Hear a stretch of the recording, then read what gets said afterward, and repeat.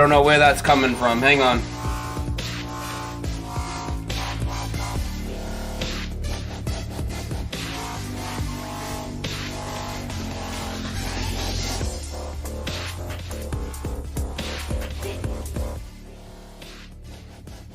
Wow, that was weird.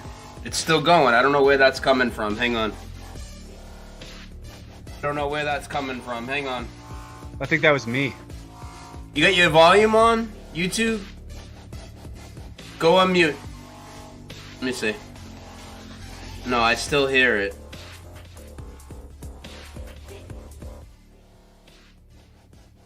Wow, that was weird. Holy crap. Going. I don't know where that's coming from. Hang on. Don't know where that's coming from. Hang on. I think that was me. You got your volume on? YouTube? Go on mute. I got it. Let me see. I found it. Sorry, everybody. Good Lord. All right, I'm going to continue with the intro. And we'll be right with you guys in like 5 minutes. Sorry, there was an extra window that popped open. I don't even know how it opened on my browser like that. Sorry, amateur hour.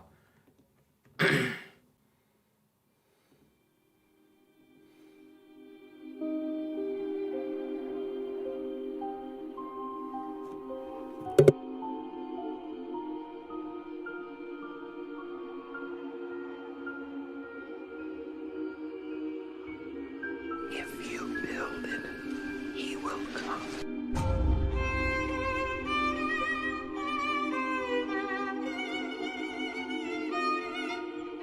If you build it, he will come.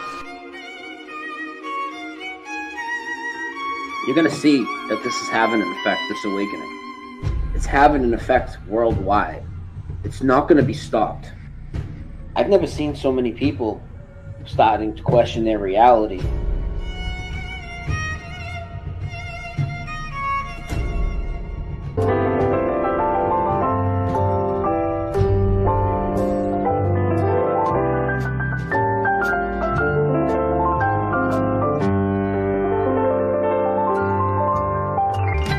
It's a beautiful day in this neighborhood, a beautiful day for a neighbor.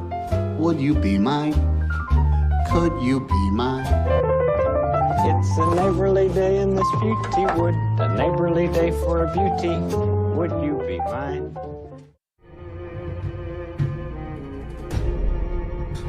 Do I know exactly what we live on? No, I don't. What do I know? Well, I know that they're lying to us. I know that there's no curve to this place. I know this place isn't spinning. I know at least space as presented to us is complete fiction, and everything I see is close, really close. Everything you're told goes completely against what you experience. Everything is ass backwards. Think about it. Everything. But you just believe it because you're just submitting to them. You're just consenting to everything that they do, so they just keep doing it. I tell people we don't need to be muzzled. You know, we need to be able to just be loud and outspoken and speak what we know.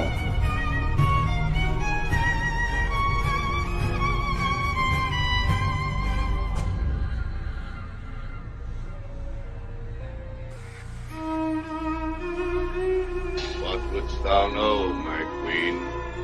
Magic mirror on the wall, who is the fairest one of all?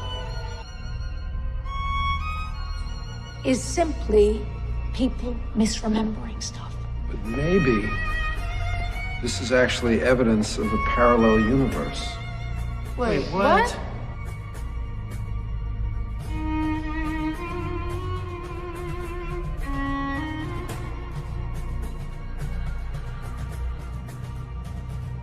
Inside my head, billions of nerve-like living cells are carrying a chatter of electrical impulses through a vast forest of connections. Many communicate with the outside world, but most of them talk to one another.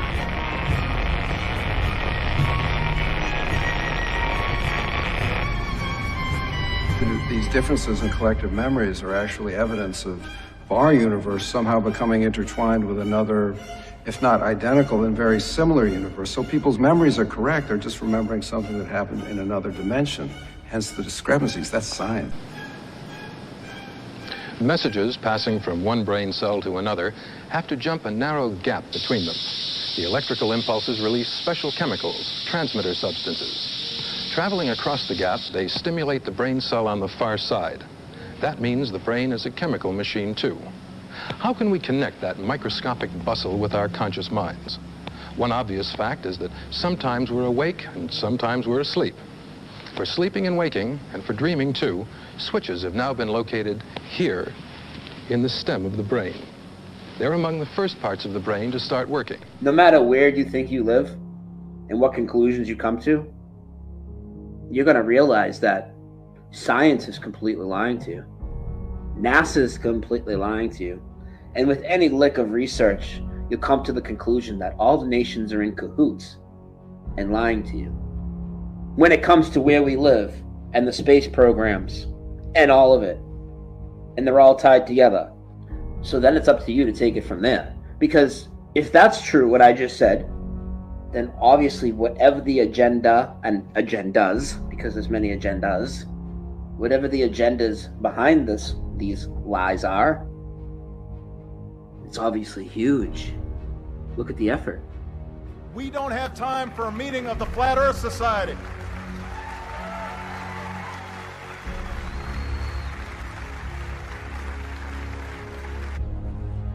Look at the ISS sometime. I mean, if you enjoy media fakery, looking at glitches in the media and fuck-ups and bloopers, let's just say you're that type of person who likes to look at bloopers online. Go watch some ISS clips for a while. You'll see plenty of that. Green screens, wire harnesses, people in gorilla suits, people doing experiments. They're actually mocking you. And you accept it, and you ridicule the people like me that try and open your eyes up to deception. I'm not trying to tell you what to believe, what theories to have, where we are, where we're going. I'll certainly give you my ideas, and I'll give you my strong opinion why, and which I disagree with and whatnot. But I welcome any ideas, and I don't really know. But it's time for you to think about it. How much longer are you just going to accept you came from a monkey, you're spinning on a ball, people stuck upside down, all different directions, darting through space? Everything in your reality tells you otherwise. Everything. You've never felt motion. You can't test it. Look at all the fake pictures they show you. Okay? Okay? They're gonna try and keep masking all of this, hiding all of this, hiding the shape of where we live, hiding the fact that it's special, hiding that, making us think that we're misremembering things. All of this shit. They're trying to keep us down in this physical trap. And by you not exploring, because you're scared of trigger words, like flat earth, or Mandela effect. Our universe somehow becoming intertwined with another, if not identical, then very similar universe. So people's memories are correct. They're just remembering something that happened in another dimension. Hence the discrepancies. That's science. Theoretical science, at best. Mulder.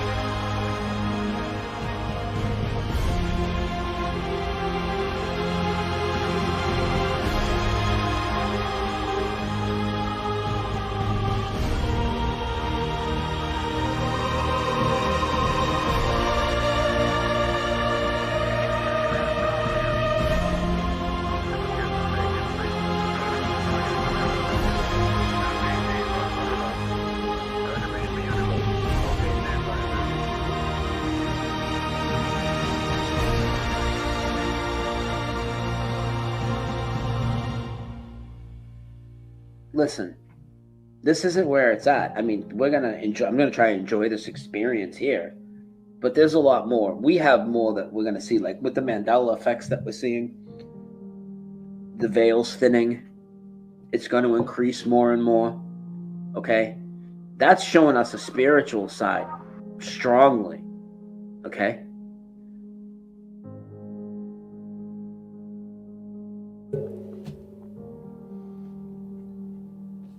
All right, everybody. Welcome back to Dose of Reality. Sorry about the little audio issue earlier. And Dan, right before I bring you in, just make sure you get your YouTube and everything closed. I thought I heard something when you turned your mic on. So today we have My Awakening, episode number 83. I'm here with Flat Earth SubGenius Society. Dan, welcome to the stream, brother. You're on mute. There you go. Yeah, thanks for having me, Brian. Glad to be here, dude. You know I am. Yeah, dude, it's gonna be cool, man. And yeah, long overdue for sure. So I'm just gonna tell everybody the plan. Do you have headphones, Dan, or can you turn the volume on your computer down? If you have headphones, it'd help a lot. Yeah. All right, so I'm gonna just plug your headphones in when you get in, and if you go All right, into let me go get those. Okay, yeah. I'm gonna go get them. They're downstairs. Yeah, because I'm getting feedback from your speakers. All right, so everybody, here's the deal. We're here for My Awakening, episode number 83. Sorry, we're running a little late. Just bear with me. So if you're not familiar with what My Awakening is, it's where I interview people in the truth communities. Some people have a huge following. Some people have a small following. Whatever it is, people that I find interesting and bring a lot of value to the table. Dan is actually somebody I've known for a very long time. I don't know why it took so long to do this interview, but he's actually probably the first, one of the first YouTube channels that, had me on to talk about all the stuff I get into. So I always appreciate that. So while he's getting his headphones, I'll tell everybody the game plan. Okay. We are live streaming on YouTube on the Dose of Reality Show channel. That's one of my backup channels. We're also live streaming on Rockfin, Rumble, Facebook, and even though I didn't announce it earlier, I also launched Twitch. So we're in 5 spots right now, and it'll be uploaded to Odysee and BitChute later. And Dan, can you hear me? I don't hear you now. Now your mic's off. So go to the bottom left corner of the Zoom where the mute button is. There's a little arrow next to it. Click that arrow and click audio settings and switch the mic back to your computer mic. It probably defaulted to what's ever built into your headset. Nothing yet. Nothing yet.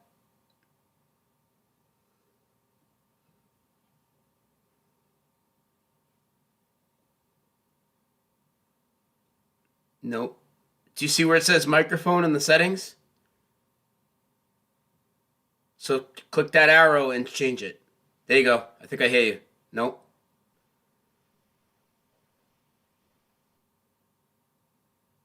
What are the options there for the microphone?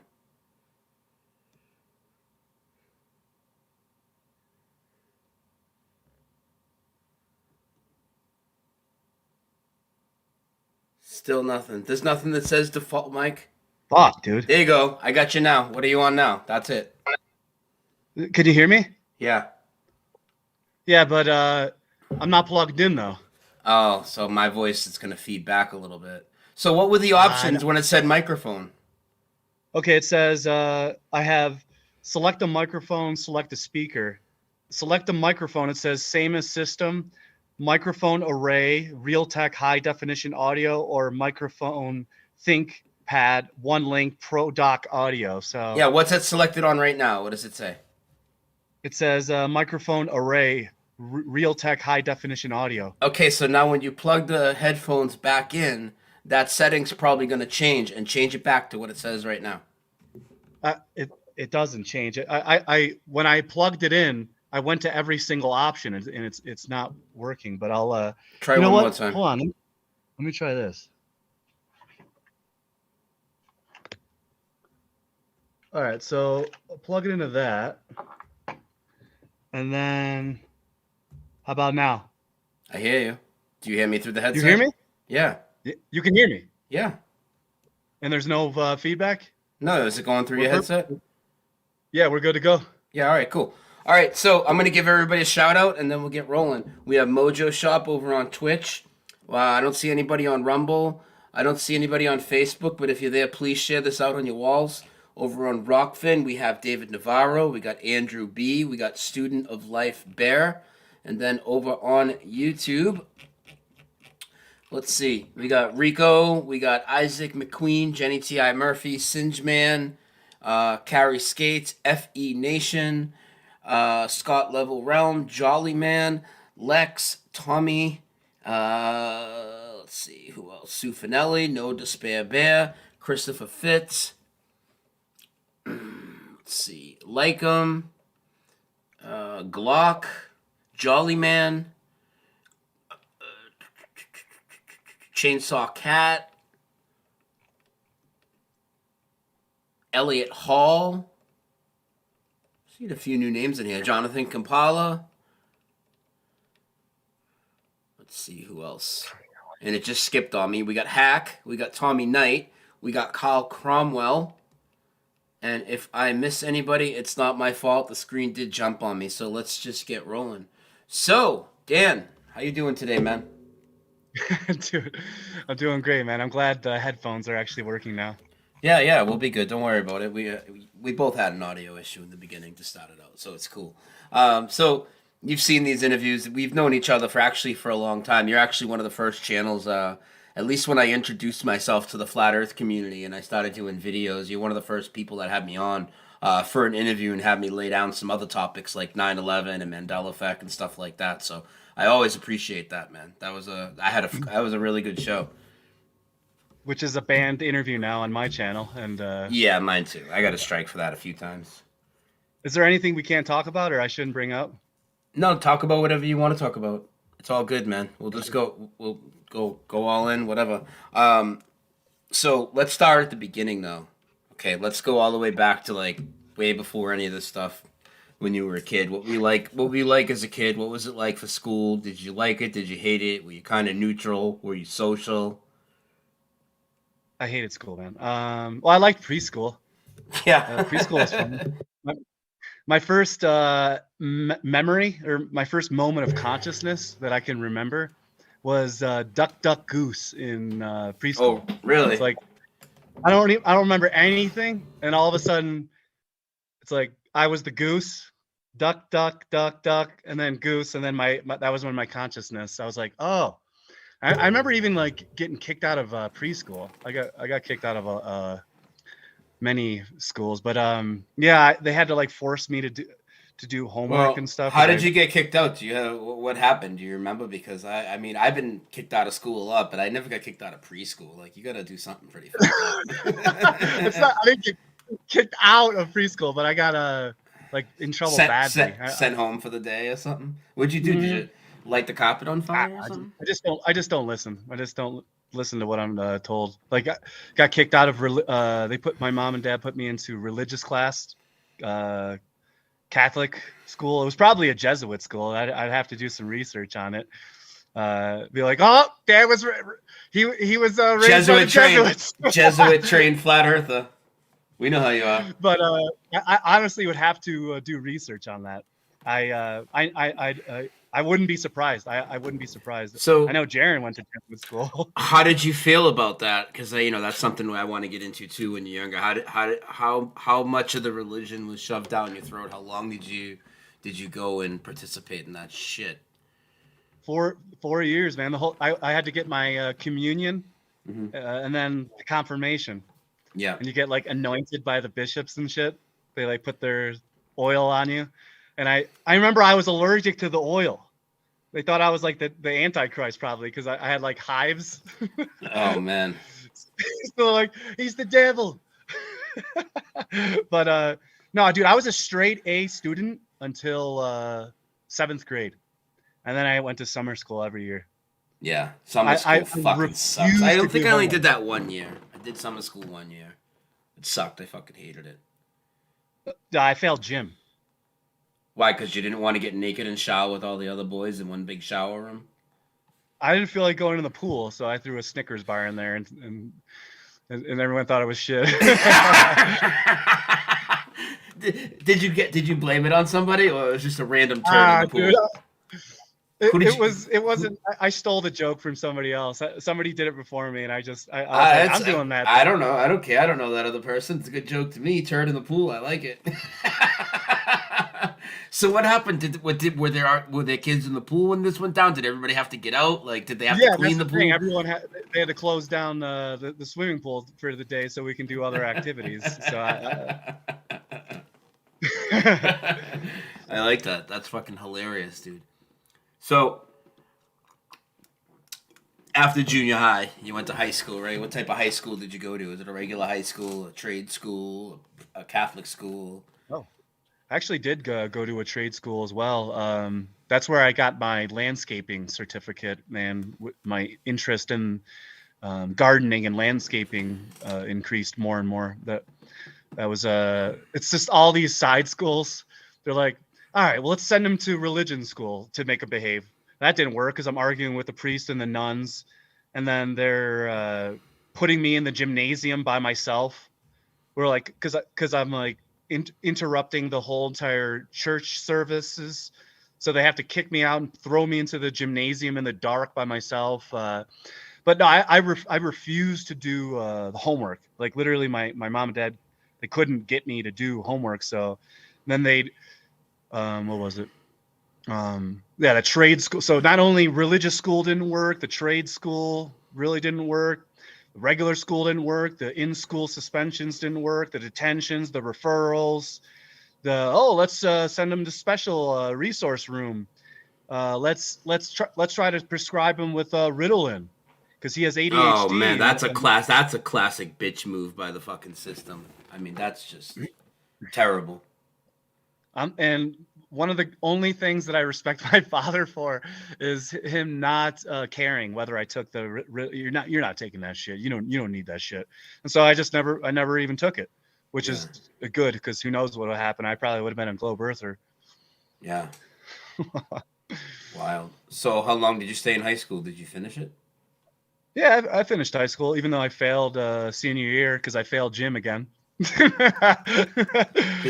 What'd you do this time? Dude, I just didn't participate in gym. Yeah.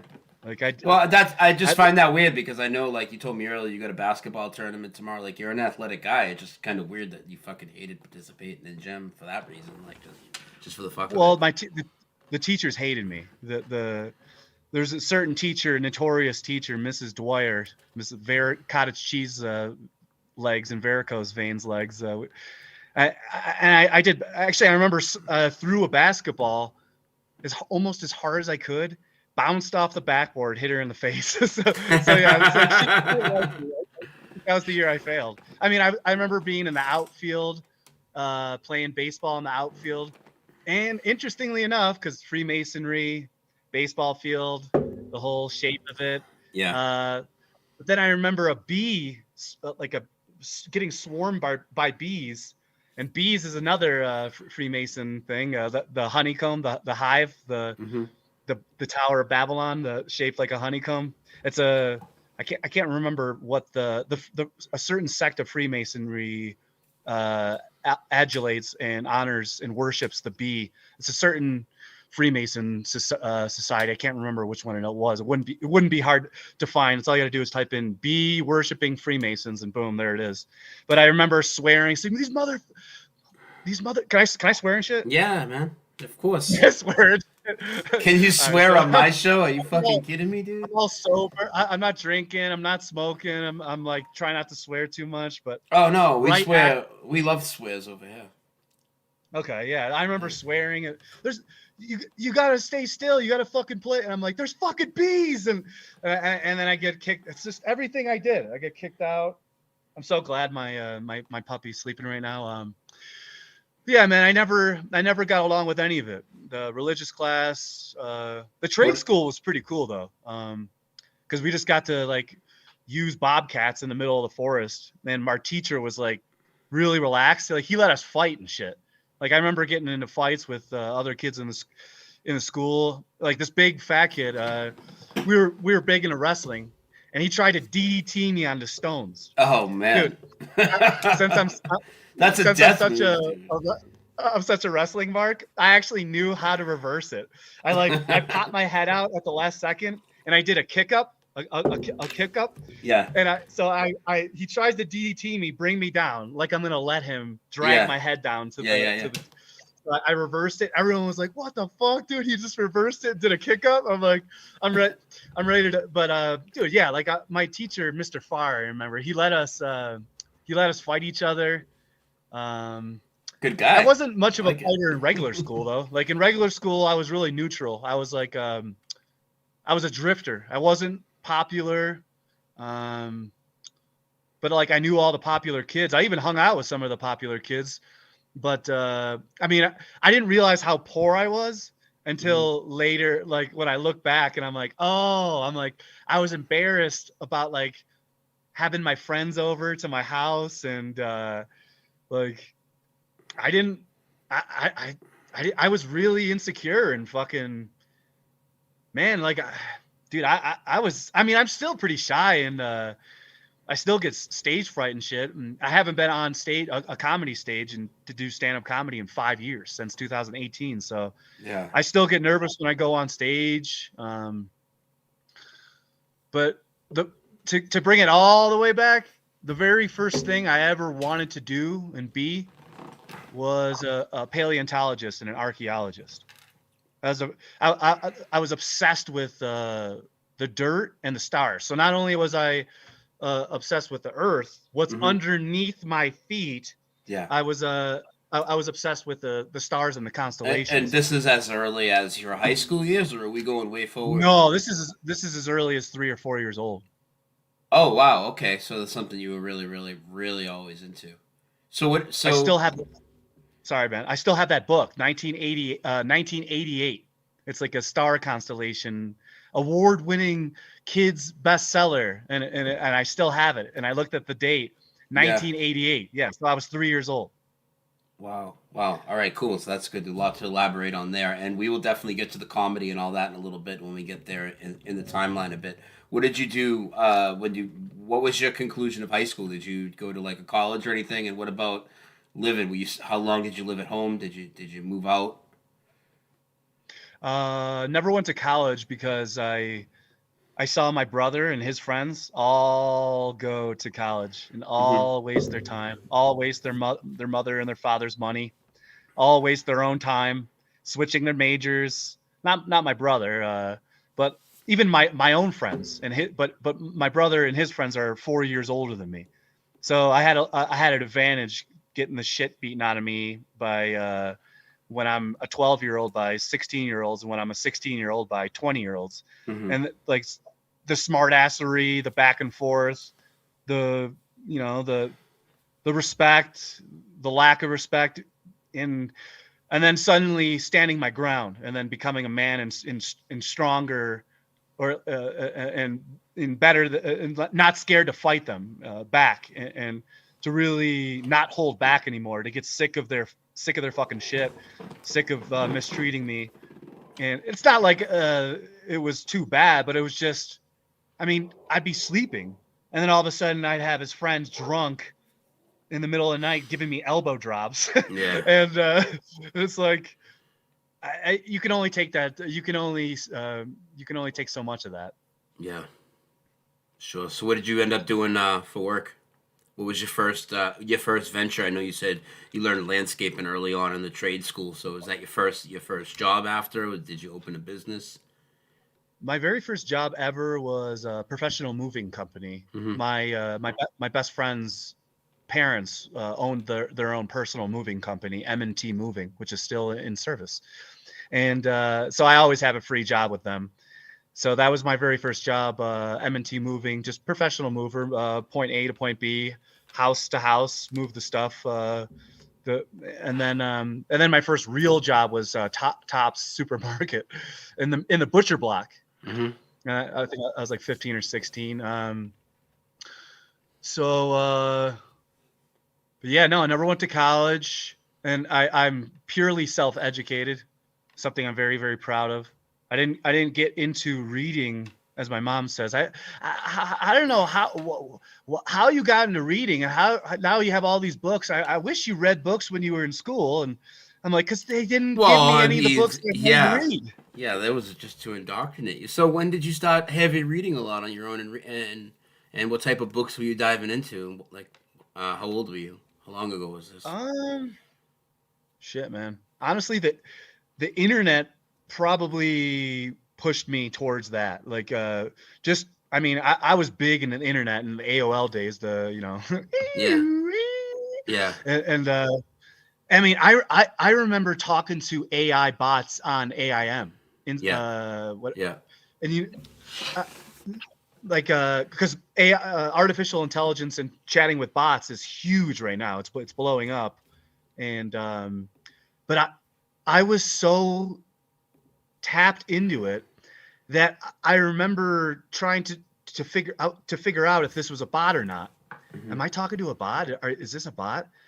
Not only that, I saved the conversation.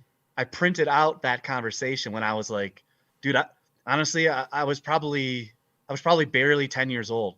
And it's somewhere in my collection of writings that I have. So it's probably like 5 to 6 pages long, a conversation with me and an AI bot from when I was like 10 years old. So I got to go back and find that. But I have all this archive of information. But when I really started to use the internet to do alternative research was after high school, probably. I mean, conspiracies was a huge thing. What was your first thing that interested you? Let's get into it. Very first conspiracy ever. The first one that pops to mind is well, it's not. I didn't know it was conspiracy, so I can't say that because as soon as they rolled in the televisions and then they show us the 9/11 in the TVs in school. Yeah. I ran over to the window and I pretended there was an airplane coming to hit the school. And I'm like, everybody's an airplane coming to hit the school. And all the girls in the room are freaking out. They're all like, ah, but all my guy friends are laughing at shit. Cause what the hell is this? They rolled. I'm supposed to care about airplanes hitting buildings and shit when there's tragedies everywhere all over the world. I guess my first instinct was to use comedy and to make people laugh and to not care. I don't know. I felt that was bullshit. But I remember Bush being elected president was unbelievably fishy to me. So that was in 2001 when he got 2000 when he got elected. So were you somebody that was into politics? Did you vote and all that, or did you just think it was fishy for other reasons? All right, I have to ask, man. I laughed. Of course. As soon, what was it? It was Bush and Kerry in 2000. I have no idea who he ran with. I just know he was. Knew he was president when 9/11 went down. Wait a minute. Yeah, see that it was supposed to be, I think, Robert Kennedy Jr., which was JFK's grandson or something like that, and he would have been the president if they didn't kill him in the helicopter crash, like they killed Kobe in the helicopter crash and his daughter, and so I knew that was fishy. When Bush got elected president in 2000, I knew that shit was fishy as fuck, and I was 15 years old because I was born in 1985. So I knew at 15 that the highest levels of shit, absolutely rigged, total bullshit at 15 years old. I knew that. Yeah. And then a year later, that 9/11 shit happened. So I guess I was making fun of that. But honestly, from 2001, there's about a 6-year gap, and it's like that's when I'm graduating high school. I'm not going to college. I'm in a waiting period. My brother is off to college. I'm just chilling. I didn't even smoke weed, man. I didn't smoke weed until I was 19 years old. Not a single puff of cannabis, and all my friends smoked weed, and all of them tried to get me to smoke weed. And I listened to Sublime. I got the big Sublime T-shirt that everyone had. I listened to Sublime every day. Everyone thought I was a pot smoker in high school, and then when they find out I didn't smoke until when I was 19, they're like, "What? You never smoked?" And we thought you were a stoner. But yeah, no. So I used I was big into willpower as a child, and I still am now. And I thought that by saying no to peer pressure from my friends, that it would increase my willpower. I mean, I was big into superheroes and cartoons and video games and anime, and all that shit was centered around superpowers and about how regular human beings like you and I, we're not regular, we're the best, but how we can turn ourselves into superheroes. And I always wanted to be, a superhero. I want to be who doesn't want to be fucking Batman? Who doesn't want to be Spider-Man? Those are my superhero idols. You have your superhero idols. You have your action hero idols, which is Jean-Claude Van Damme, Bruce Lee. I loved Van Damme as a kid. I love Bruce Lee as a kid. And then you have there's all these different comedy heroes. You have, I saw Chris Rock perform 1996, and so I was 11 years old. So I'm getting saturated in stand-up comedy when I'm 11 years old.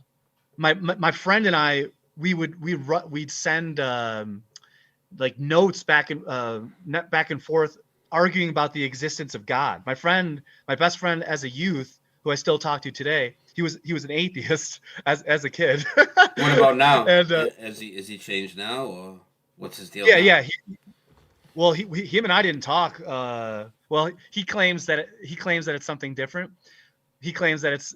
I guess I took credit for something that was his idea, but we didn't talk for like 3 years in 2015 to 2018 because you had told him the Earth was flat. Yeah.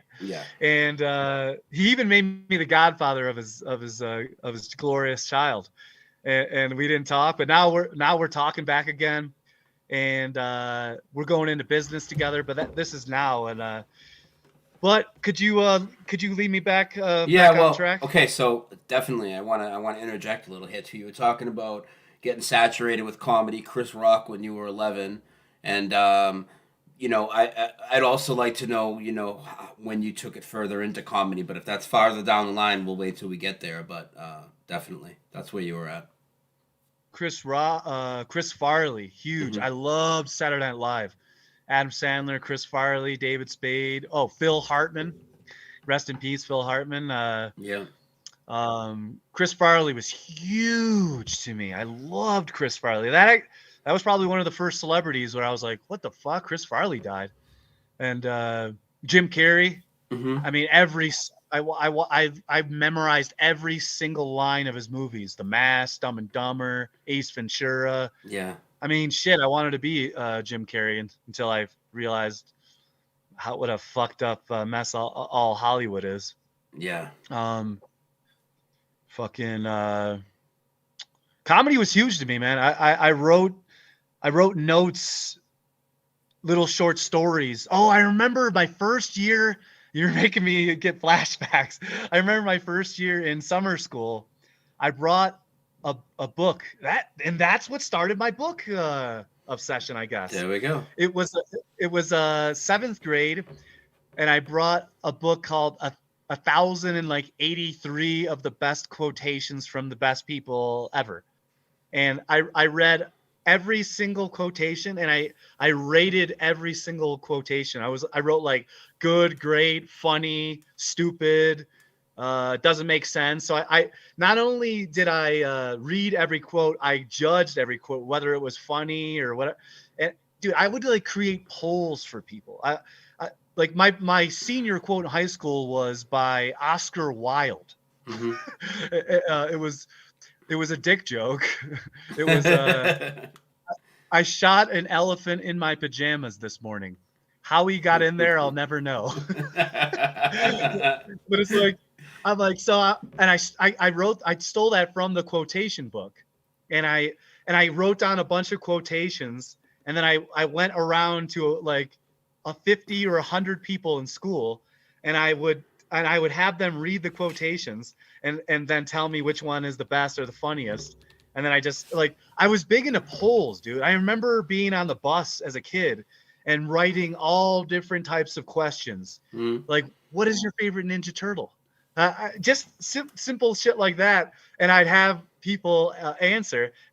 So I was very statistical and analytical and inquisitive, even as a little kid. I'd go around like a little social scientist. Well, most of us were. I mean, you know, it's really just the schooling and the system that holds us back. Like you were saying earlier, dude, because you were thinking outside the box and shit. They want to put you on Ritalin. Yeah, exactly. It's fucking terrible, dude. And now what they're doing is just way over the top.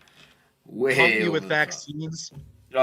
Suffocate you. Hey, welcome back from Christmas break. Here, put these things back over your face for a couple weeks. What a joke. I was a bubble boy, dude. I had bad asthma. Like I was allergic to my own sweat. I had not only see all this shit stemmed from the fucking vaccines that they gave me. I know it did. So I remember getting it was 16 shots at once. 8 on one side and 8 on the other. Here, we're just gonna put fucking 16 different foreign chemicals, or was it all your peanut allergies, your grass, your different types of trees? It's like, and I remember I'm like, wait, so you're just seeing what I'm allergic to? And it's like, well, of course I'm gonna be allergic to some, dude.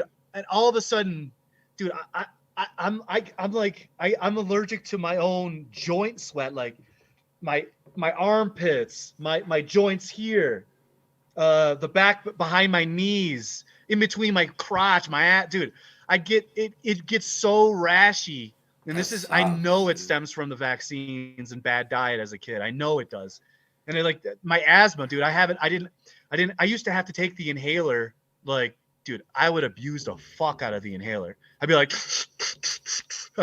hey, you want a puff? I'd be giving puffs to the inhaler to my friends and shit. But it's like, dude. So, I remember after high school being totally determined to cure myself of. I remember never wanting to take the inhaler ever again. I don't want to do this anymore. I don't want to fucking have to rely on this damn government device for the rest of my life. And what can I do? So I refused to take it. I remember one night at a party, and I mean, you know, those teenager sleepovers, the high school party where everyone's sleeping together in the basement or in a room, or everyone's. Yeah. And I remember not being able to breathe. Like I'm like, like not being allergic to cats and dogs and like this little puppy. I can bury my face into his fur and I'm not allergic anymore. I don't have to take the inhaler anymore. I cured myself. That's awesome. It's like these are things that regular people can do. It's like people in the chat room probably take the inhaler. You could cure yourself. You can not have to take it. These are important things. I'm having to use government-sponsored steroid creams. Not only is it steroid creams to get rid of my eczema, steroid based inhaler. Yeah. So it's like steroid cream. Here's some steroid, and it's like, what is the steroid stuff? It's like I'm not jacked by any means. I never was. So it's like, shit. I remember some of my friends in high school, actually after high school, they were deep into steroids. I mean, I had to inject. They were afraid of the needles and injecting it. Dude, I injected it. I injected the steroids into them, dude. That's how fucking fucked up my friends were. They're scared of needles. Oh, everybody had friends that did that. I never fucking did that, but I definitely knew a couple friends that would always stick each other in the ass with steroids, and I'm like, yeah, dude. You guys are fucking weird, dude. It's fucked. Totally fucked, dude.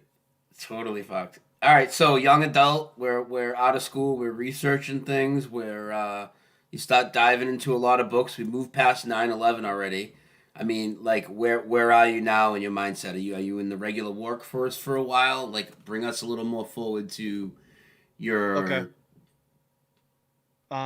So what really made me understand the difference between government and religion besides religious class itself, religion school, the Catholic religious school that they indoctrinated me into or tried to, was actually listening to punk music. Mm-hmm. I remember listening to No Effects and really breaking down their lyrics and learning the difference between the separation of church and state. And I'm like, oh shit. I'm like, so everyone in the world thinks that the church and the state don't work together. Yeah. And I'm like, and I'm like, well, obviously the church and the state work together. That's how, and so that's what like punk music and No Effects taught me. And let's see here, right? So let's see here. Video games, refusing to take Ritalin, refusing to take drugs from my friends to increase my willpower, not succumb to peer pressure. First smoking weed at 19. Then reading Carlos Castaneda. He's an author that it really reflects my writing style. He's the kind of guy who he just writes about himself. He writes exactly what he's doing. He's going to drive from New York to California to become a writer, and then to go from California down to Mexico to meet some shamans and to learn anthropology and take some power plants, as he called them, or psychedelics. And so I got into psychedelics then when I was at 19 years old, which absolutely shattered me. And that was probably due to Carlos Castaneda and his obsession with. What do you mean by shattered you? You had a profound experience. You had one of these like DMT trips where people talk about ripping through the veil. Mushrooms first. So it was mushrooms my first at 19. Yeah. So let's get into it. What happened? Heavy dose of mushrooms at 19, and with a bunch of strangers in the middle of the boondocks, in the middle of cornfields, and I had unbelievable far out experiences. We transformed into wolves. We ran into the woods in pure darkness. I remember going down on all fours, and I'm like, instead of walking through the forest, going down on all fours and like smelling the ground and then telling everybody else to go on the ground. I'm like, guys, go down on all fours. It increases your senses. And everyone's like on the ground, and we're all like galloping through the forest and then looking up at the moonlight. I remember talking with a foreign exchange student when I was. How often were you doing this? I mean, were you tripping all the time, or was it just once in a while, or what was the deal? It was once in a blue moon. I didn't abuse these drugs. But yeah, that was when I was 19 years old. First smoking reefer at 19, reading the Carlos Castaneda books. And my buddy said to me, he goes, these books are going to change your life. The book, the very first Carlos Castaneda book I read was Journey to Exelon. A Yaquis Way of Knowledge. And that was about his, and like, I guess that inspired me, man, because only a few years later, I drove across the country to pursue my dream to become a stand-up comedian.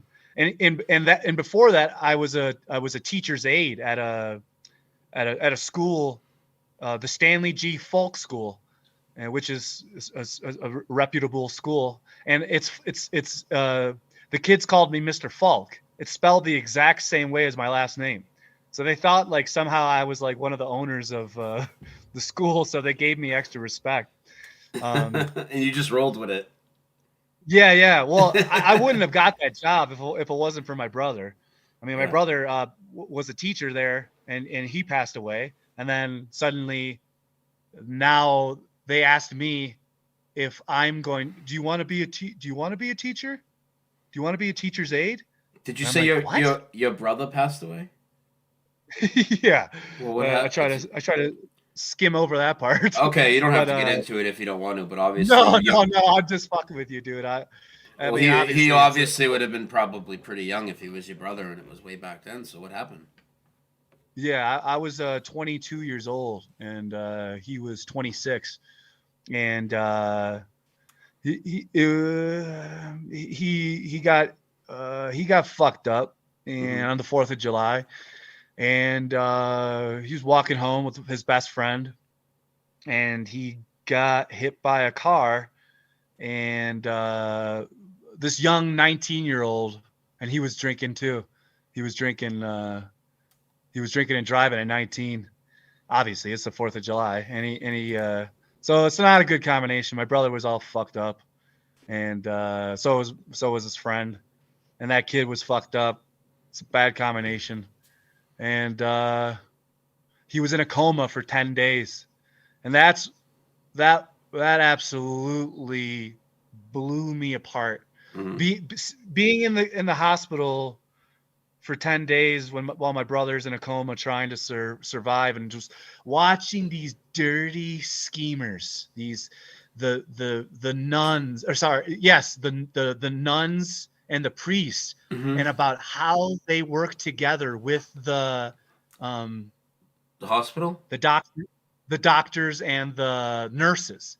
And it just reminded me of what NoFX taught me as a youth. This separation, there is no separation of church and state. I'm like, I knew that as a barely a 10-year-old, and now over 10 years later, I'm just sitting there. I was basically in a state of disassociation for 10 days, man. Well, yeah, your brother's in a fucking coma, and he's only 26, dude. That's fucking fucked up. Yeah, at the time, I only read fiction. I was reading R.A. Salvatore, and it was all about elves and magic, and how there's actually civilizations that live underneath the ground that are hidden from us. And it's like, oh, well, that sounds familiar. And but I remember reading the fiction, and I just reading the fiction and just all I knew and thought was my brother's gonna survive. My brother's got to get out of this. He's strong. He's gonna make it out of this. And I mean, I remember talking to the Amish at the hospital, because the Amish aren't supposed to be at the hospitals. They're supposed to refuse all. But if a horse tramples on Jebediah's guts, and his guts are falling out of his stomach and his butt, well, Jebediah is going to need to go to the hospital. Otherwise, Jebediah is going to fucking die. Yeah. And I remember just talking to Jebediah and his family, because they're bringing in like homemade jars of pickles and shit. And I'm like, all I saw was how the nurses and the doctors work together with the priests and the nuns to manipulate the family. Well, if we take his organs out and donate his organs, my brother's organs, if we donate his organs to wherever, will he still go to heaven? I mean, these are questions my mom and dad, or no, it's my dad. So it's like, dude, they're organ harvesters. They get like, dude, I know a teenage girl that got into a car accident way worse than my brother. And she was in a coma for 6 months. And I guess her family had more money, because the more money you got, the longer you stay on the resuscitation. The longer they'll keep you alive, the more money you got. And it's like, dude, like me and my dad have gotten into fucking. We stopped talking for years over this, dude. Like we stopped talking because I blamed him for, I'm like, letting it go down and not putting his foot down type of thing. Yeah, I'm like, dude, why? I'm like, dude, he could have fucking lived, dude. Like, you just fucking. Wow. But the thing is that fucking. My parents say to me, they're like, and I get it. My brother was unbelievably athletic. He was going to be a lacrosse coach. He was a lacrosse coach. And he went to college for like sports education, and he was going to be, I think he wanted to be a professional sports coach for some professional team, whether it's baseball or football or basketball. I don't know, because he's not around. But so he was obviously going to be a sports coach, but dude, his brain swelling was so much that I think he might have been a vegetable. I think he might have been So fucking is that in a what wheelchair. is that what your dad said? Like he didn't want him to be a vegetable, and it would have been a terrible way Yeah. to live, and that was the reason for not trying to make Yeah. it go. I mean, how So- early? I mean, how early did they start harvesting his organs? In your opinion, I mean, are we talking weeks or because? No, so he was only he was in the coma for 10 days, and now this is what they do. They because they can do this. They can tell you that his organs are starting to shut down. Well, you only have a certain amount of time to donate, because his organs are shutting down, and if his organs are shutting down, then you can't harvest them, and then you can't donate them. And they also get promotions based on how many organs they get per month. Trust me, I've done. See, out of all the flat earthers, out of all the truth tellers, the truth seekers, you know us, Brian. How many videos have you watched about organ harvesting? None. That's why I'm fascinated for you to elaborate more on this if you're comfortable with it. I know it's tough because of your brother, but if we can get more into it, I mean, let's get into it. Whatever you want to lay out. That'd be cool. So around the 9th day, that's when they say his organs are starting to shut down. This is at least what I remember from, because I'm just sitting here, dude. I was sitting there like I was just in a state of detachment and disassociation, man. I'm just like this. I'm like just sitting in the waiting room and just watching all my family members scramble back and forth. And I'm just like staring at all of it with my peripheries and seeing what all these fucking dirty schemers are doing. And I'm like, fuck.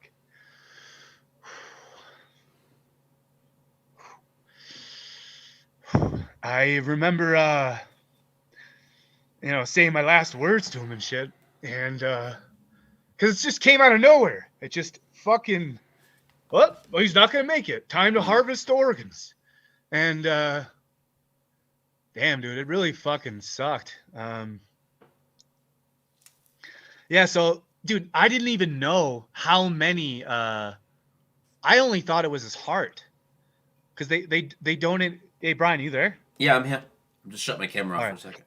I'm here. They donated, they harvested his, dude. See, I'm the only one that saw that. Like, I walked back in to, like, because they got to close the curtains. Well, time to close the curtains because we're going to fucking cut his chest open. Just rip his fucking chest open. Rip my brother's fucking chest open. And, fucking harvest his fucking organs. Let's take his heart out. And I'm like, I walked back into there. And I'm the only one that fucking saw that. And I was about to lose my mind. I was probably about to fucking I mean, honestly, if it wasn't for my dad coming back in, he's like, Dad. And I'm like, I remember seeing my mom, and my mom was just like, because I walked back there. And because I felt like he was saying no. Like I felt like he was just like, it was like, no, I still want to live. And I just wanted, I couldn't believe it. And I remember my dad going to me like, Dan, please don't do what you're about to do, or do whatever you're going to do. He's like, I remember he said, like, please, like... As in what? He just wanted you to not have a reaction to this and just go with the flow and not say anything? Is that what he means? I think he meant, like, please don't go crazy, because if you do, your mom is going to go even crazier than you. And so that's what I got from it. And so I kind of just... then I left. I just turned around, and, yeah, that was the last... ever seen of physical avatar of my brother. And but I remember I just remember the sound. I remember like he wasn't done. I felt like he was like being telepathic with me, and like, Dan, I'm not done here yet. They're fucking they're harvesting my shit, and like, I don't know, like to this day, even recently, I brought this up to my mom and dad, even recently, and like I said, we stopped talking. Me and my dad, we stopped talking for years over this. And because I'm like, why would you fucking not like try to keep him going, keep him alive? Well, it's because he was gonna be a fucking brain dead vegetable and in a wheelchair. You want your athletic fucking sports star brother to be a fucking brain dead vegetable in a fucking wheelchair? And yeah, so that's pretty much that when it comes to but there's a lot, like there's a lot that. Because of my brother passing, then I became obsessed with the afterlife. Then I became obsessed with communicating with the dead, with reincarnation, with spiritual science. And this is all. My brother passed away in 2007, so I was 22 years old, and then. I mean, I know that's a lot to the people in the chat room and shit, and yourself, but like, that's a big thing with me. I don't talk about it much. I mean, some people know. Mm-hmm. I don't bring it up much to anyone, unless like, you know, I can help someone with my experiences and with what I went through, and it's interesting because like I'm gonna get interviewed by another guy, and I mentioned that my brother passed away, and he said that both of his brothers passed away in a car accident, and this was a couple days ago, and this was with syncretism, and the syncretism there's a lot of I mean, so let me go back to so yeah, so 19 years old.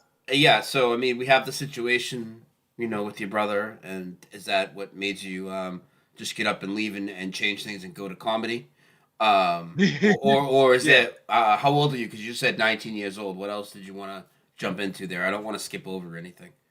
I was just kind of get you back on track of where we were. Well, I could pinpoint and see UFOs pretty much my entire childhood.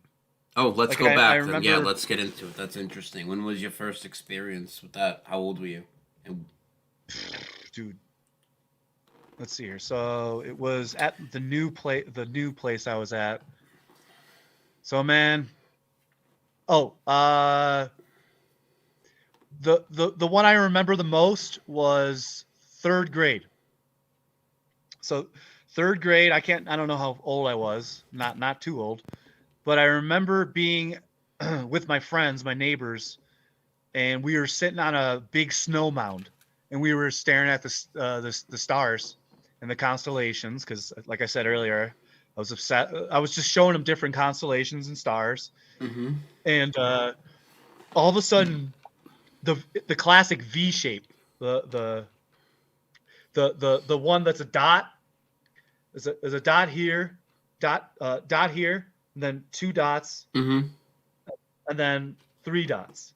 So that's the classic V or triangle. Yeah. And there's the classic V, which if you look up V-shaped UFOs, you'll get a lot of man-made government conspiracies where these are they're not aliens from another star system. These are actually the government's military UFOs that they're hiding from the public. And I didn't know that back then. I thought they're fucking.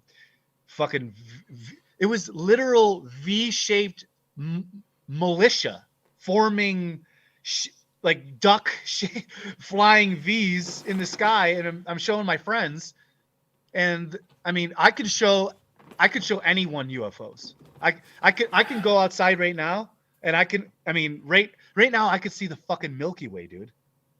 I'm in New Mexico, and there's a fucking giant scar in the sky. It looks like somebody took a fucking giant axe and just draped it across the top of the ceiling or whatever the hell it is. And I mean, my first week here in my first week here at Earthships in 2018, I didn't even know what the fuck it was. I just thought there was like, I'm like, why is it like cloudy in this part of the sky?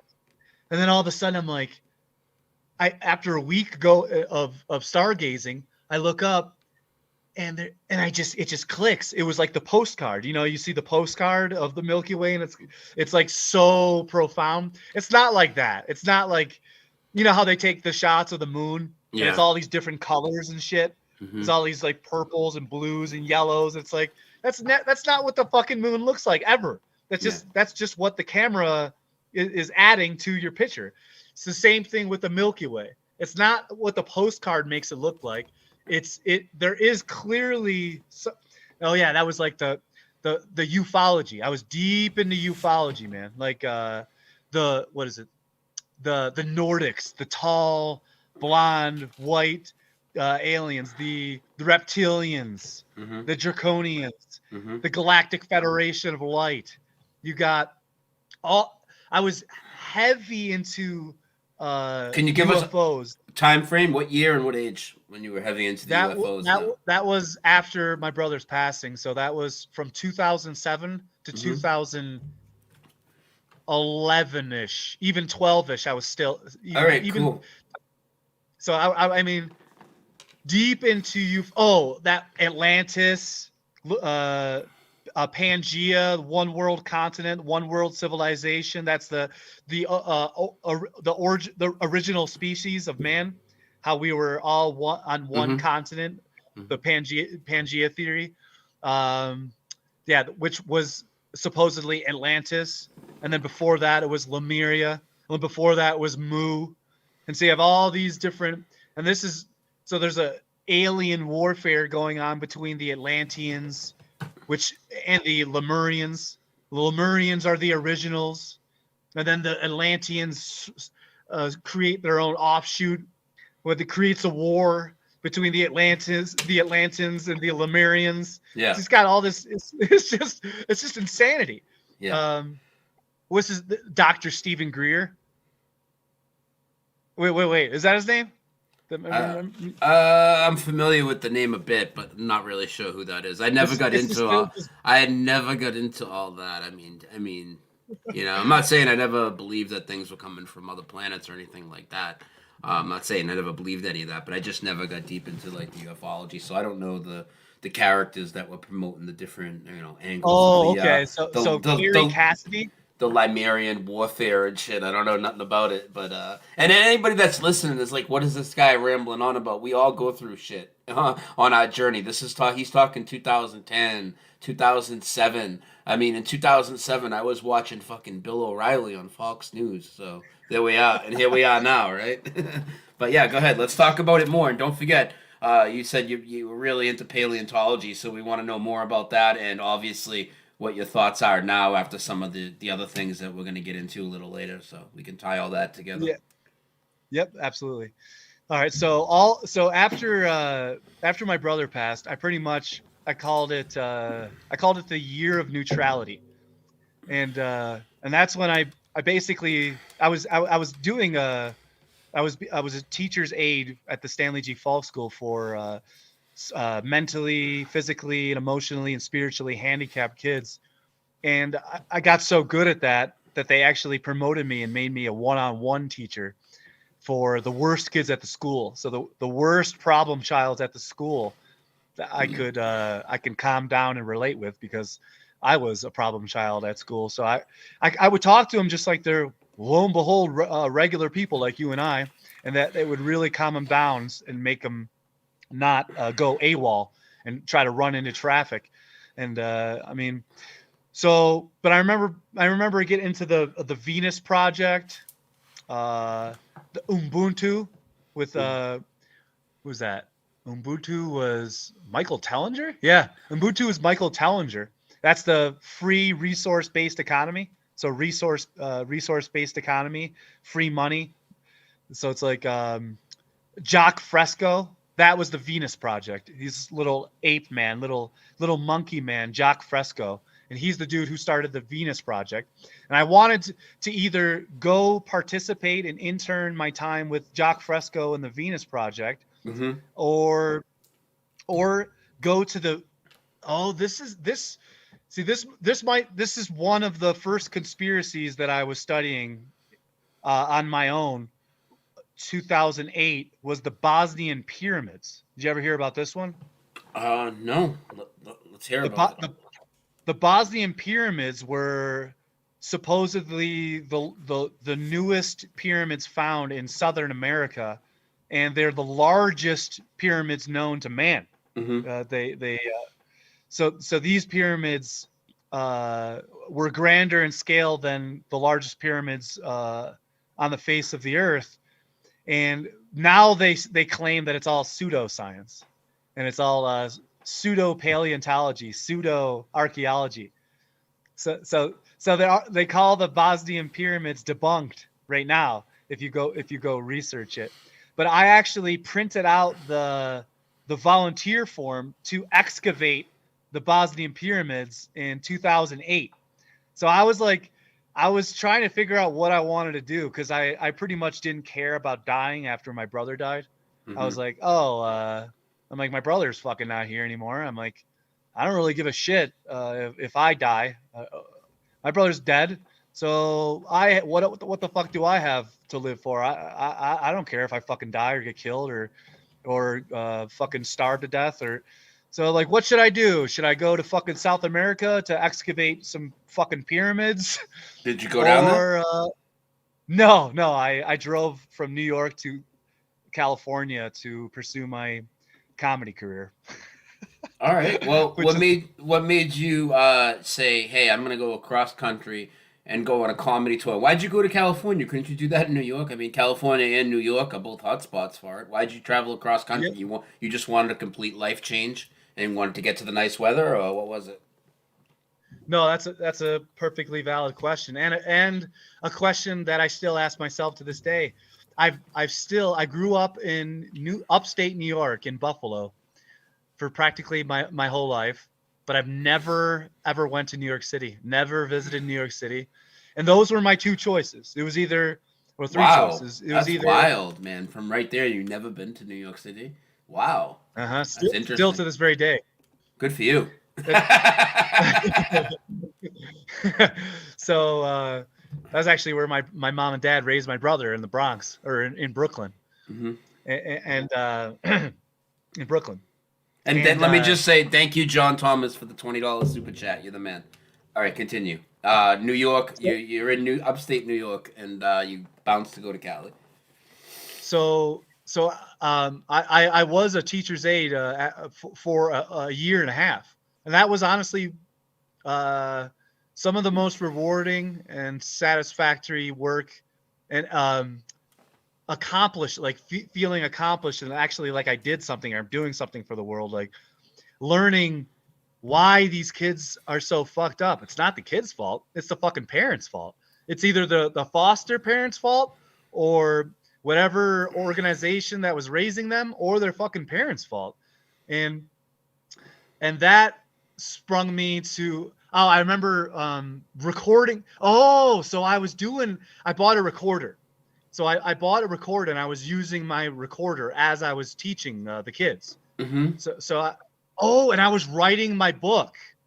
So I was writing my book because Carlos Castaneda, his books inspired me to write my own books. Okay. To write about my own life, and it was going to be an autobiography, and it was an autobiography about how a fictional character. So in the book, the fictional character, it starts off as a fictional character, but then halfway through the book, because of what happened to him, he becomes the main character of his own story. So it went from a literal fictional character's journey about. So my book, I was trying to figure out what I was trying to do. And I remember I was writing it in 2007, the year my brother passed. This is going to keep coming up. And so I was trying to figure out what I was going to be and what I was going to do. And I was breaking down all of politics at the same time. So I was combining numerology, because I was actually into numerology back then. Obama, and you asked me if I ever voted. Yes, I voted once. I voted for Obama in 2007, and it's because I knew he was going to win. And so I felt that if I'm going around telling everybody, hey, I voted for Obama, and that he won and then became president, wow, look what I did. See, I accomplished something. And that's so stupid. That's wicked stupid. It's fucking stupid. It's so dumb. But that's that. So I'm like, Obama's going to help. Obama's going to help, isn't he? And so once I voted, and then once I realized that the dude that I voted for is a scam and a lie, and he's not even the dude that he says he is. Yeah. He's not Barack Hussein Obama. He's, what was his Barry Soetoro. What was his real name? Barry Soetoro. Yeah, Barry a lot of Soetoro, people remember say. that? Yeah. So you got the Barry Soetoro. Then I'm figuring out that the Federal Reserve is a lie. That it goes back to 1912 with the Titanic. Yeah. Well, the Titanic sinking. Remember, because all those dudes were, and then in 1913, a year after the Titanic sank, boom, you got the Federal Reserve, and then you got the 100-year. They signed a 100-year, whatever the fucking treaty or whatever it was, 100-year thing for the Federal Reserve to be in existence for 100 years. So we could have disbanded the Federal Reserve in 2013, but they just renewed it underneath everyone. And so what really spun me out was obviously my brother passing, doing all this alternative research, but then all the alternative Earth research, alternative shapes. Dude, I was my ball, because I was trying to figure out what shape the ball was. I mean, I was trying to figure out what shape the ball was in 2009. Okay, so the ball, it's not a ball like they say, because I'm an anti-moonlander by that point. I don't believe in the moon landings. Okay, well, let's not gloss over that. I mean, what year did you remember that? Because that's a big one. What year did you remember not believing that, and what made you not believe in the moon landing? And then we'll get to the ball. Well, it's all the alternative Earth research. It's well, if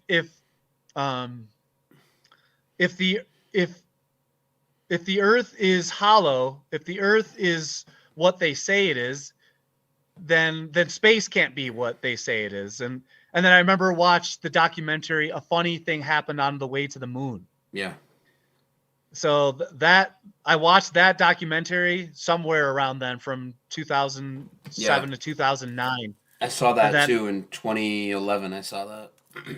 Okay, so yeah, that came out somewhere right in 2009ish. I'm not sure how long it was. Yeah. And after I watched that, I totally I was anti-moon landing. Watched that documentary. Okay, they didn't go to the moon. So what else? 2009. You were thinking about the shape of the Earth. Hollow Earther. There you go. And then so there's a hole in the ball. There's a hole that they're hiding in the ball, and not only is it a ball, but the ball is getting bigger. So it's expanding Earth theory. So I was an expanding Earth theorist, a hollow Earth theorist in 2009, anti-moon landing denier, and then all the ufology, the spiritual science, and then I started to listen to like Alan Watts, and I started to read Robert Anton Wilson's books. and I started to listening to all the great auditors, like people who talk. I started to listen to all the great talkers in history. Like to me back then, the best people I could find online on YouTube or wherever was J.D. Krishnamurti. He was supposed to be the leader of the Theosophical Society, which ties back to Helena Madam H.P. Blavatsky, and she's the founder of the Theosophical Society. I also So my thought process was, if I just listened to all of Alan Watts's recordings, all of Terence McKenna's recordings, all of J.D. Krishnamurti's recordings, all of Robert Anton Wilson's recordings, if I just listen to all of their stuff, well, then I can become a great talker myself. I could be a talker. I can get paid to talk. I can, and this ties into my comedy shit. It's like, well, fuck. Oh yeah, Jesus Christ. Now being homeless. So those are my three choices. Go excavate Bosnian pyramids, or drive to New York City, or drive to California, Los Angeles. I was only 6 hours away from New York City, and I could have just drove there. That seemed to be the easy choice and the obvious choice. So I take the road less traveled. So I drove from fucking Buffalo, New York to fucking Los Angeles. And a big part of that was because of Kobe Bryant. Because Kobe Bryant played Los Angeles Lakers. So I get to watch I get to be right next to my fucking favorite player and my favorite team, the Los Angeles Lakers. And fucking, so I get to watch my Lakers play. I get to do stand-up comedy, and then all of a sudden, how were you a Lakers fan from New York? How did that work? Just because you liked Kobe so much and you were a basketball player, that's what it was? No, I started watching and playing basketball late. I actually kind of avoided all sports, watching them, because my brother was so heavily into sports that I didn't want to be like him. Yeah, I want any music that he listened to, I would listen to the opposite. That's why I was into punk music. If you watched sports stuff, I didn't watch any sports stuff. I wanted nothing. He wore mainstream brands of clothes. Yeah. I shopped at Amvets. I wore just secondhand shit, scraps. I purposely was crafting myself to be the antithesis of him. And then all of a sudden he fucking passed away, and I'm like, I find myself more and more becoming like him. But so I just started watching basketball in 2000, and I noticed the best player in the world was Kobe Bryant and Shaq. The Shaq and Kobe duo, the greatest duo. So you started watching in the middle of their dynasty, so I get it. It makes sense. Yes, their first one. Their first three-peat, and then so that was the main, that was the I guess the shit that pushed me over the edge, that made me go over to Los Angeles instead of New York City to pursue comedy. And then when I was homeless, living out of my Mustang, my car, and getting free food, free appetizers Monday through Friday, I'm like, I'd go to like Starbucks, I'd get free coffee, I'd get free food, I'd get free appetizers from all these different restaurants. But here's the weird, all this weird shit started to happen to me. Like, because I'm still writing my story. And matter of fact, I'm still writing my story. And why were you homeless? For the simple fact you weren't making any money at comedy, but you were determined, so you were living out of your car. Is that the situation right now in California for you? Was that what it was? I recorded myself getting fired from the Stanley G. Falk School, because I told you I had my recorder. So I wore all green for St. Patrick's Day, and the principal of the school called me into the office, and she's like, yeah, you got to go drive back home, or we're going to have to get rid of you. And I'm like, what? And I'm like, what are you talking about? I'm like, it's a holiday, so you're allowed to wear on Halloween. I dressed up as a Wheaties box. I'm like, literally the Wheaties box, and all the kids, it makes the kids behave better. Yeah. So the kids behave better. Thus, it's a better day and a better week for them. And so I dressed in all green, and the principal said that I'm going to get fired. So I went to my car, I got my recorder, and I went back to, she called me into the office, and I recorded myself getting fired from the Staveley G. Falk School. Not long after that, and this is what I was writing my book, my story, while I was at the school teaching, being a teacher's aide. So I'm like, I'd basically be like this on a computer, typing my actual real life story, but then at the same time, like making sure the kids are keep it in line. But I'm actually just doing my hobby, writing my shit. And I was writing about politics, Obama, whether or not I'm going to go to New York City or Los Angeles. So I'm like, it's super meta. My story is very metaphysical, and it's very quantum. I was very deep into the metaphysical and quantum see the consciousness, researching water, and water retains memory. Mm-hmm. And so it's like I wasn't researching water because of the shape of it. I was researching water because I was interested in it, if it had consciousness, or if it had its own energy and memory, because supposedly water has its own memory, and it can, you know, the famous rice experiment. And so so the consciousness research and the quantum reality, and the metaphysical, the quantum realm, that started to meld from 2010 to 2013. And then I remember watching an interview with Russell Brand and this guy, Dr. John Hagen or something like that. All I got to do is type in Dr. John Hagen and Russell Brand, and there'll be an interview from like 2011 or 12. And they're talking about quantum reality and just all this new age quantum quackery bullshit that Russell still is spilling to this very day. And so after I recorded myself getting fired from the Staveley G. Falk School, not long after that, I drove when I was 23 I drove to pursue my comedy career. And I was consciously going into homelessness. I knew that I didn't know anyone over in California. I didn't have anyone, and that the crazy part is that I was so in the flow and so not planning this that I drove straight to the Staples Center, which is where Kobe and the Lakers play.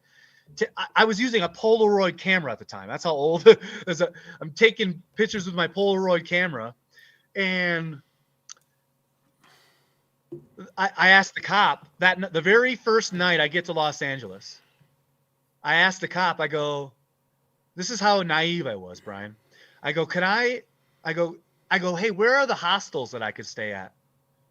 Where are the hostels that I could sleep at? And and the cop looks at me and he's like, what? He's like, you don't want to stay at the hostels. I'm like, what are you talking about? I go, I'll just use my backpack as a pillow. I go, I got a blanket. And he goes, dude, you'll wake up without a pillow and a blanket. You'll wake up and all your stuff will be gone. So I'm like, what the fuck? So my plan was to sleep at hostels day one when I got there. I got a rude awakening, so I had to sleep in parking lots out of my Mustang. The very first morning, that was the night. The very first morning, I got sleeping, knocked on the window. I can't believe this guy is still sleeping, by the way. I'm going to have to let him out in like 10 or 15 minutes. That's perfect.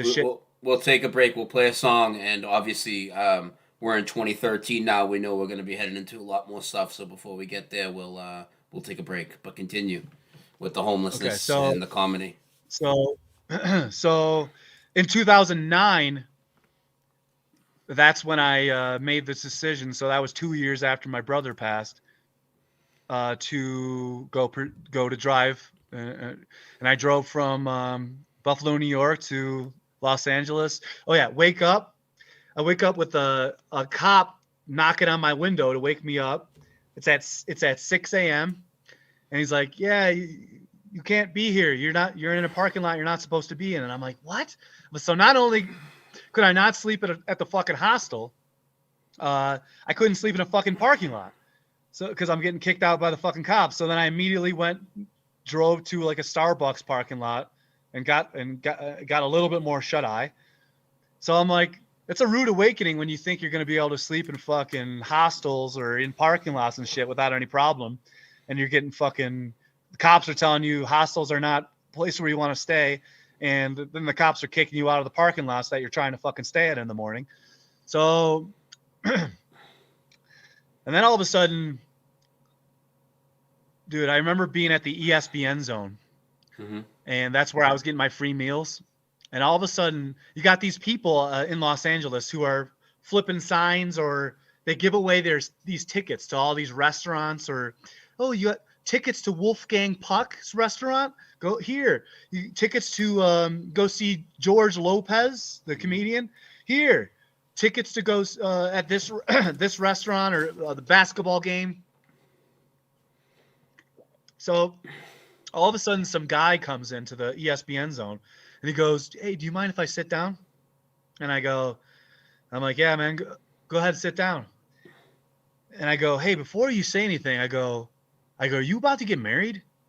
And he's like, "What the fuck?" He goes, "Dude, I just like proposed to my wife. We're gonna get married here within the year. I just proposed to her." He's like, "How the hell did you know that?" Then all of a sudden he goes, hey, wait a sec, dude. He goes, "You seem like the guy who'll be into this." So he takes the little cards that he's passing out to people, and he writes down the Zeitgeist 1 and 2. And I already saw the Zeitgeist 1 before that, so I didn't know there was a sequel. So he wrote down a bunch of documentaries that he wanted me. The Obama Deception, some Alex Jones shit. I've seen that. Some one. That is an Alex Jones one. Yeah. Some David Icke shit. And I've seen Zeitgeist. I never went down the David Icke thing, but I definitely seen Zeitgeist. I've seen the Obama Deception. Yeah. So some random dude, when I'm homeless, hands me a fucking note, and I'm homeless. What the fuck do I? So from that point on, I'm on my computer.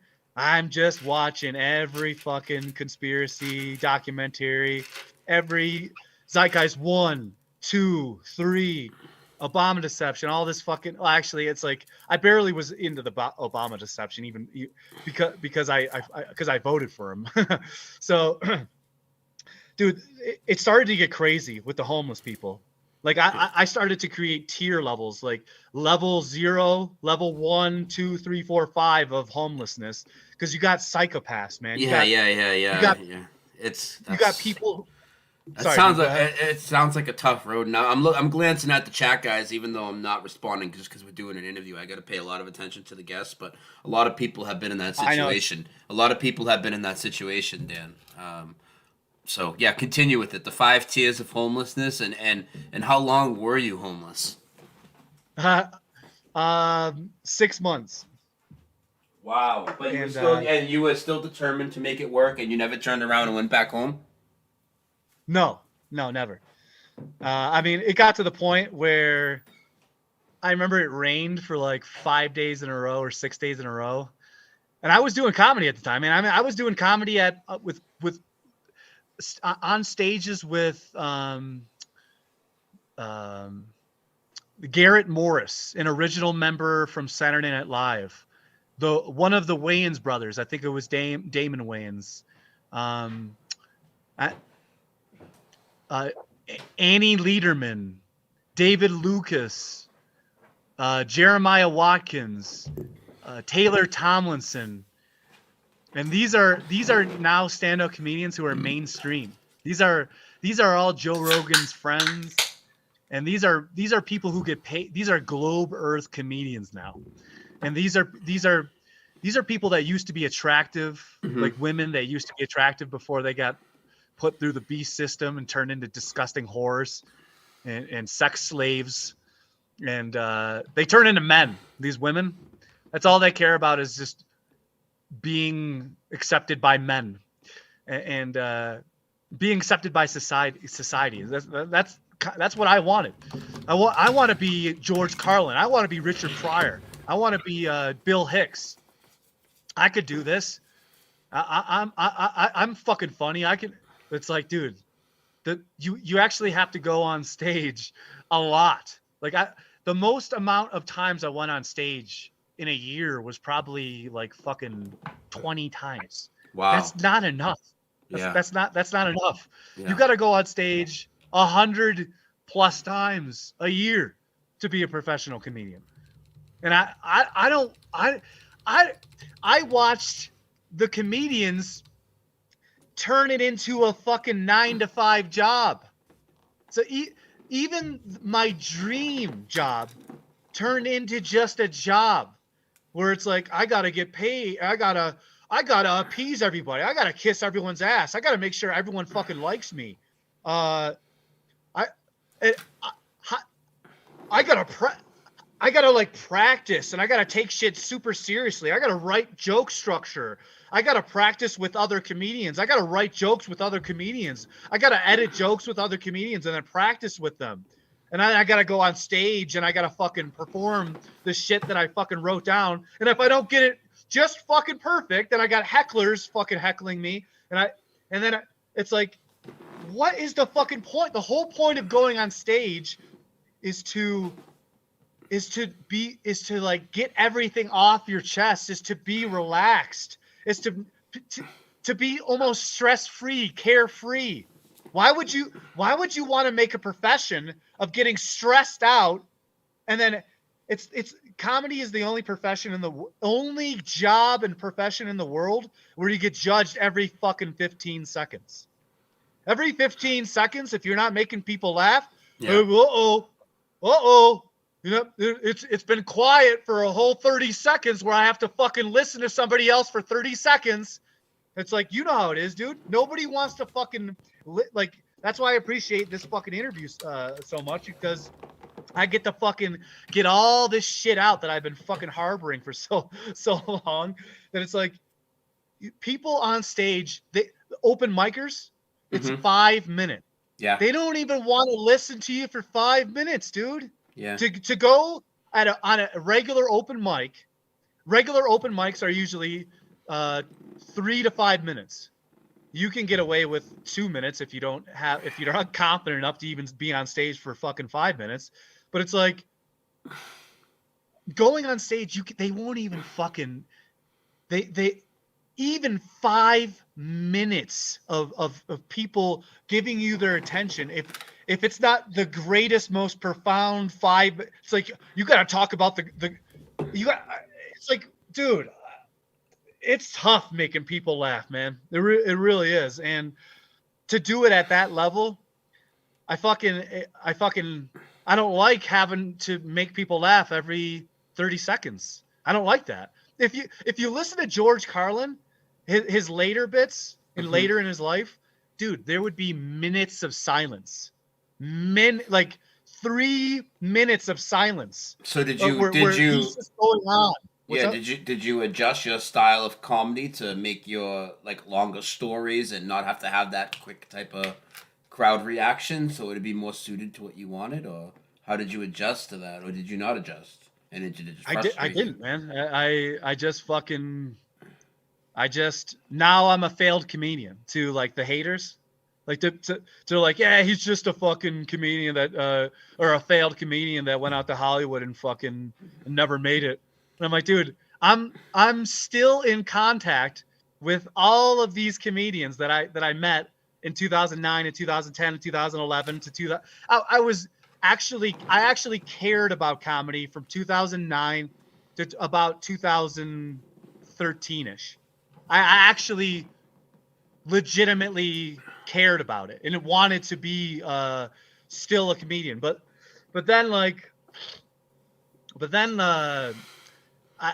got introduced to non-dualism, and that's from like I don't even know what the fuck that's from. Like what was that from? I guess it would be from meditation. I guess I started fucking meditating and trying to figure out like how to fucking meditate properly. And then I'm like, oh, there's people that are called non-dualists and they are subscribed to non-dualism as opposed to 95% of the population, which is dualism.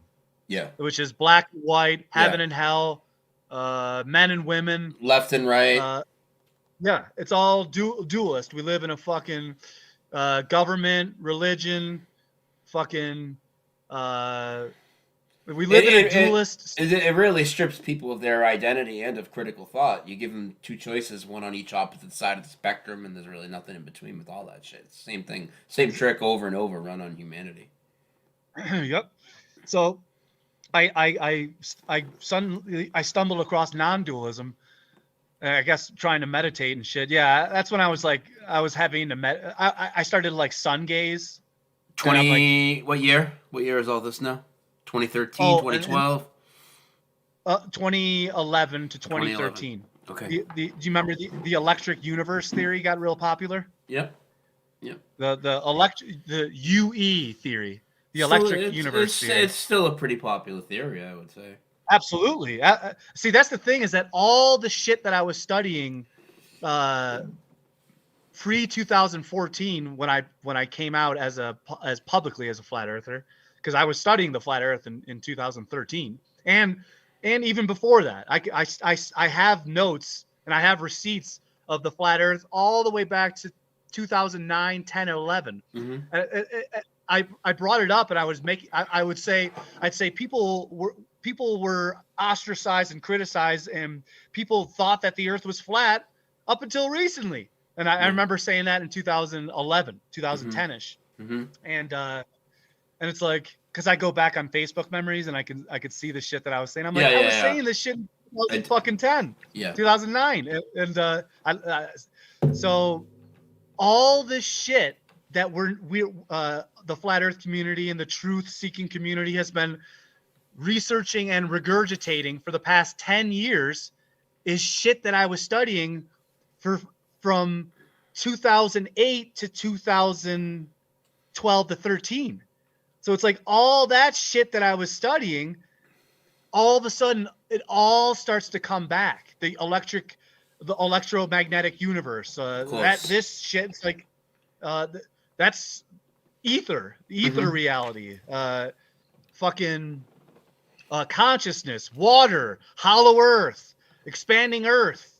It's like you can have an expanding plane. You can have a level stationary plane, but it can be hollow. It can be layers. There could be civilizations below. There could be this like Agartha. There's all this shit. Hold on, let me check my list here. I got ufology. The forbidden archaeology. That's with Michael Cremo. Santos Bonacci, 2009, 2010. That's when he was a globe earther. And it's like Santos Bonacci was a globe earther, 2009, 2010. Michael Cremo, who is he's like a contemporary of Michael Tellinger, who is deep into Tartarian research and alternative history research. And that's another thing. I was deep into alternative history. Forbidden archaeology. Forbidden archaeology is a branch of archaeology which is considered pseudo-science, pseudo-archaeology. Do you want to touch on, because do you want to touch on that? Does that apply and the paleontology stuff before we take a break and really dive into flat Earth? Is that kind of where we are on the timeline? Yeah. So, you got David Wilcock, Dr. Greer. Let's see here. Stand-up comedy, my writing, all this. All this is in my book, in my story. And honestly, Brian, it's a lot of shit all at once. I mean, this is like, whoo, man, and going through the whole ordeal with being homeless and relocating and doing the comedy thing. Like, it's a lot of shit. Organ harvesting, fucking Federal Reserve hoax, Titanic hoax, the Alan.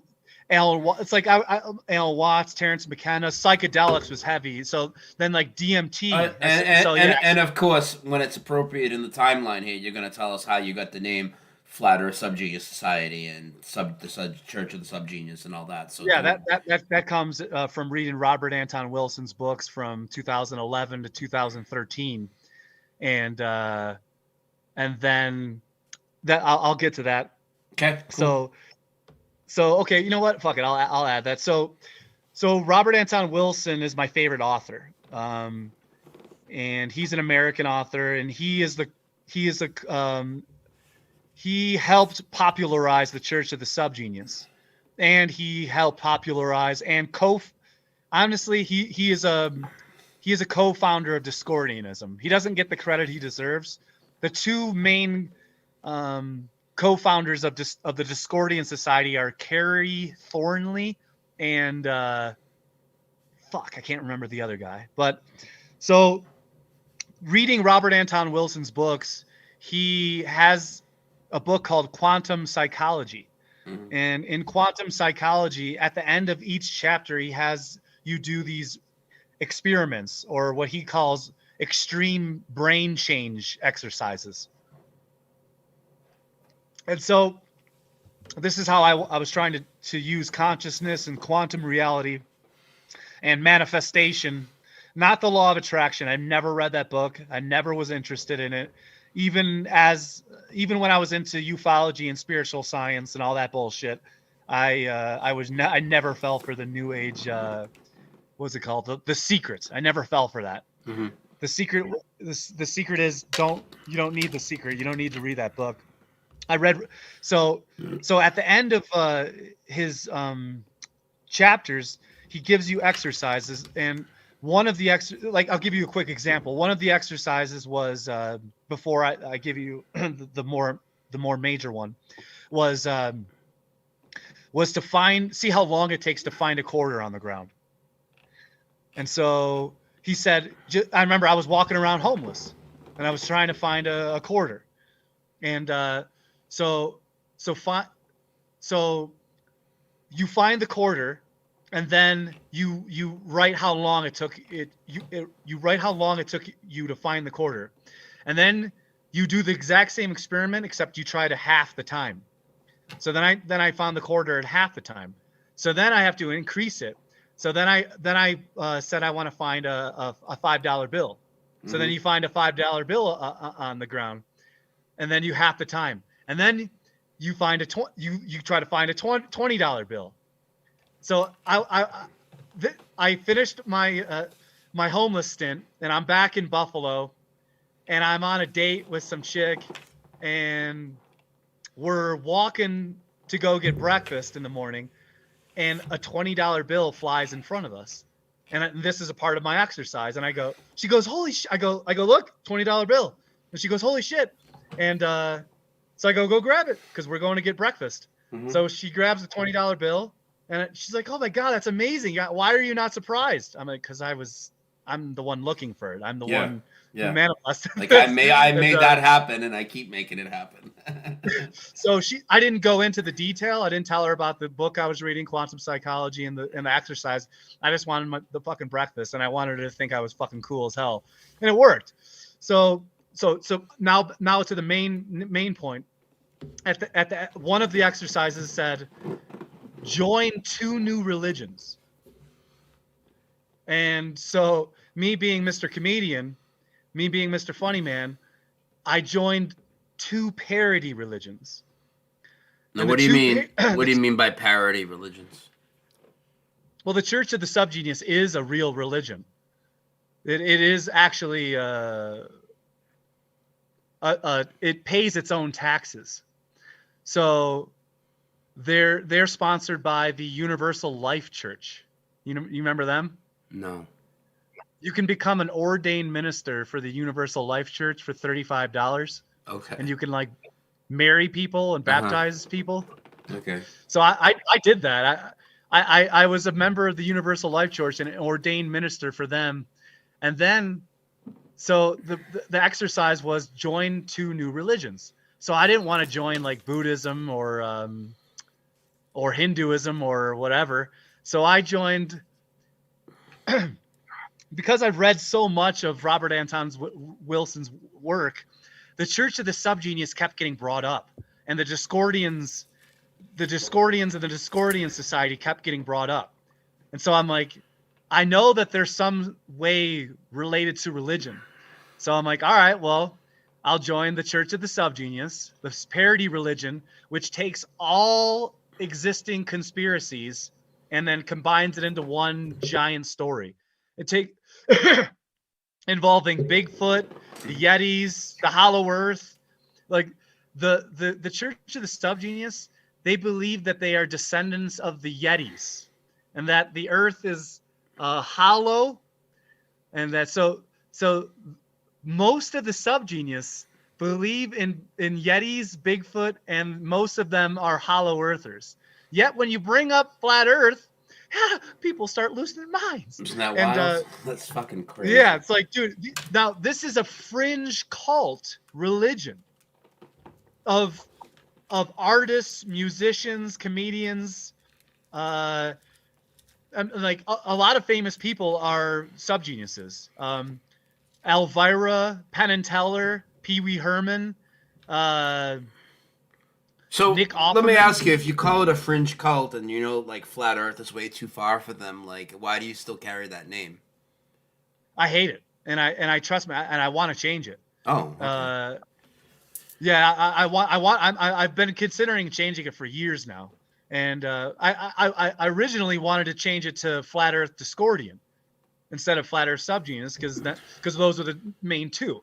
So I chose the I chose the Church of the SubGenius as the main religion that I would follow. That was in 2014, and that was a year after I created my YouTube channel in 2013. So 2013, I created my YouTube channel. My very first video ever is of me, and then I switched the camera around. My very first video is within the first 5 seconds. It's the flat Pacific Ocean. My very first video. Nice. On the side of. So what made you start your channel, make that first video? Was it just to fuck around, or was it like you were really motivated to put your voice out and you knew you kind of broke the ice a little bit with comedy and now you were ready to take it to YouTube? Yeah, I actually, the title of my very first video was called "Breaking Your Comfort Zone," something like that, something like breaking your comfort zone, and that makes sense. I mean, so I'm starting my YouTube channel, and I'll title it "Breaking My Comfort Zone," and it was just me breaking my comfort zone. A lot of people were telling me to start a YouTube channel because they knew what I was doing in California and shit.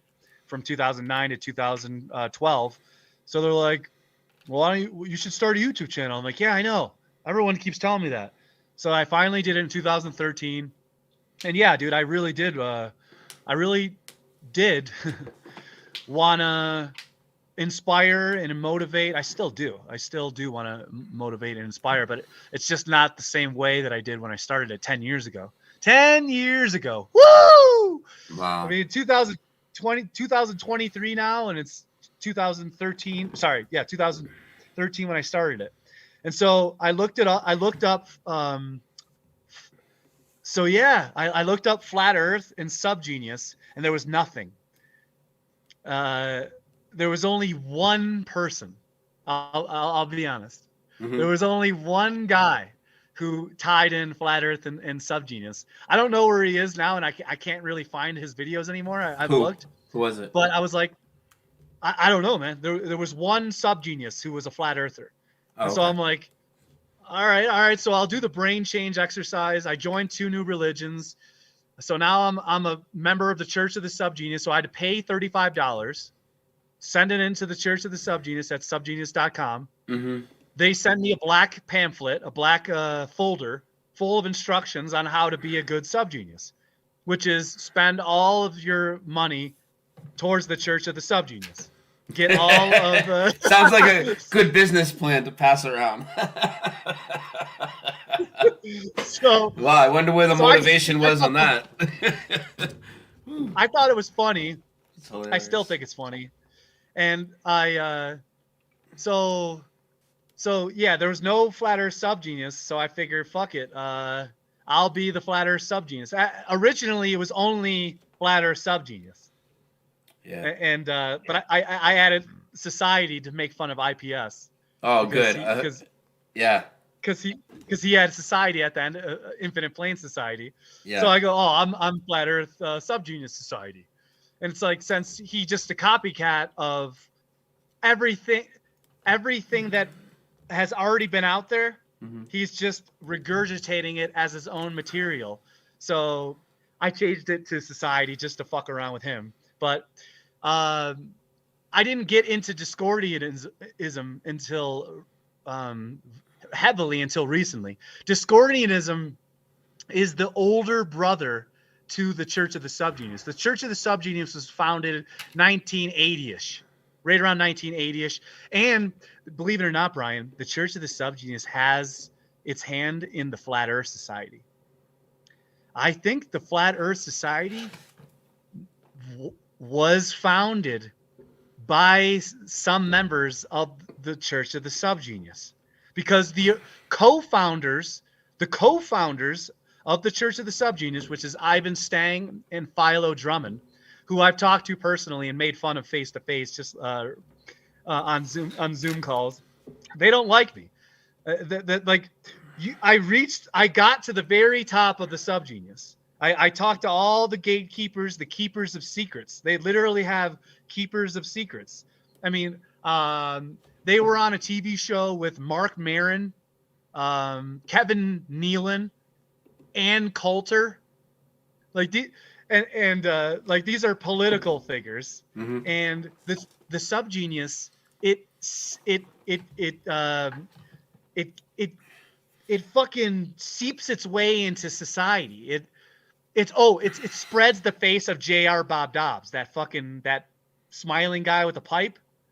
You ever see the smiling guy with the pipe? I'm not sure. His name's J.R. Bob Dobbs, but it's all fucking, it's stupid, man. It's like I got tricked. I took the joke too seriously. I took the joke too far, and that was the whole point. I thought these people would be accepting. I thought that they would be like, I thought they would be cool with everything. I thought that they were alternative.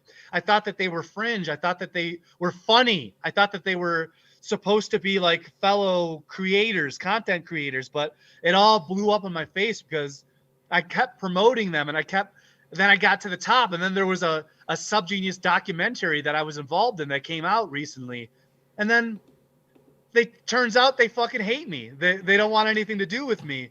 And I'm like, dude, I've wasted all this. I've wasted like 4 years of my life from promoting these fucking asshole charlatans who don't want anything to do with me, who actually hate. They're like, the co-founders themselves, they're like, dude, why are you tying in the Flat Earth with the SubGenius? I go, because that's what you guys told me to do. I'm like, I read the SubGenius, the book of the SubGenius, and you told me to start my own like cult.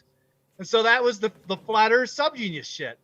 And so it all blew up in my face. And recently now the Discordians I was like, all right, I'll change my name to the Flat Earth Discordian.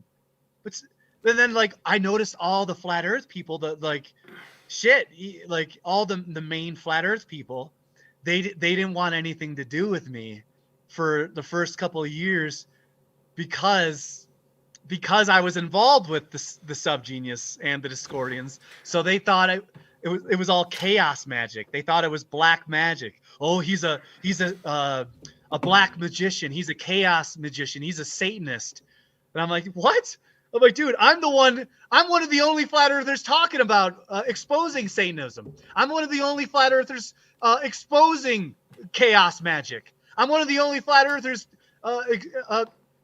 fucking trying to make sense of the chaos theory. The chaos theory involves mathematics and black magic, rituals, runes, numerology, cultural memes, mimetic warfare, memes.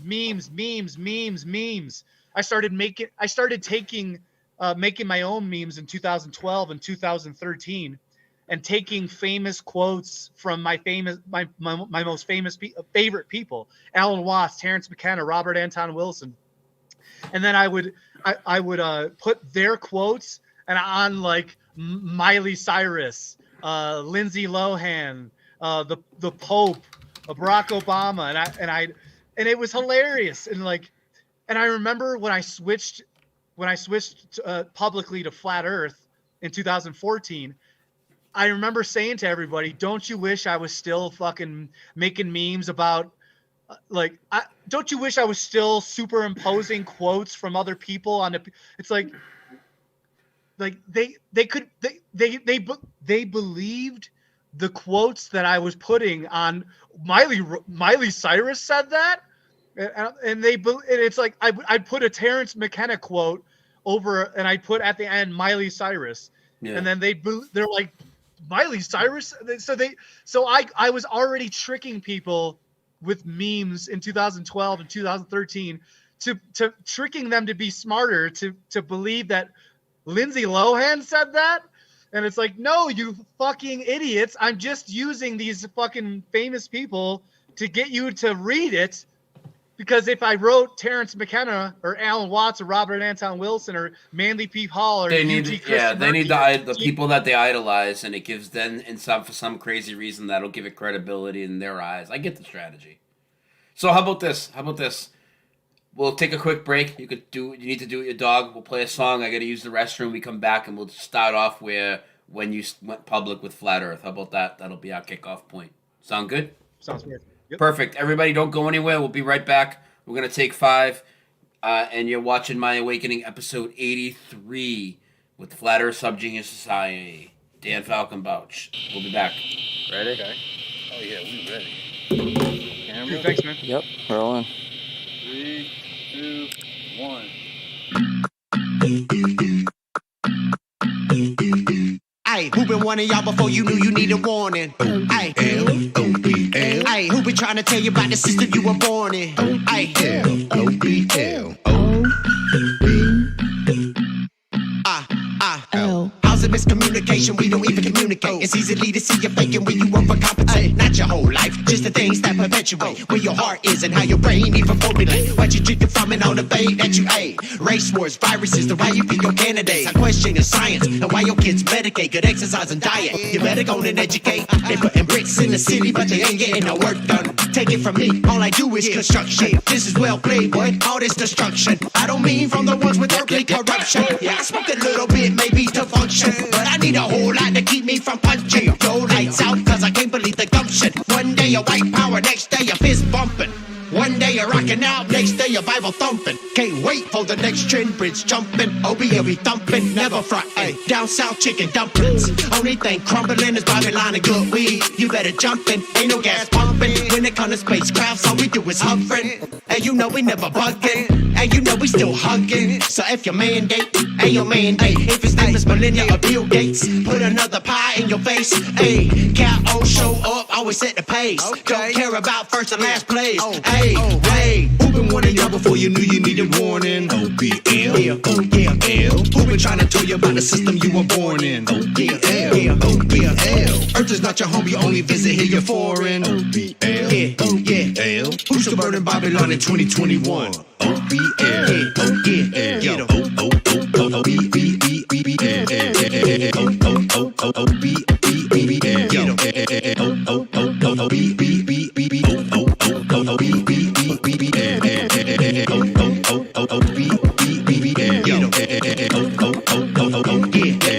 Like a predicate, y'all shit irrelevant. Y'all believe narratives with no real evidence. I rock the mic with no real hesitance. Don't give authority to donkeys or elephants. Don't want autographs from rock star candidates. Killing in our name like we demanded it. Stop the violence, BLM riot. Y'all got compliance down to a science. The need for more state replaces self-reliance. The helpless generation begs the despot tyrants. All dissenting voices of the beast get silenced. Reset blockchain finance. Climate change halts all Bitcoin mining. All the world's a stage, not perfect timing.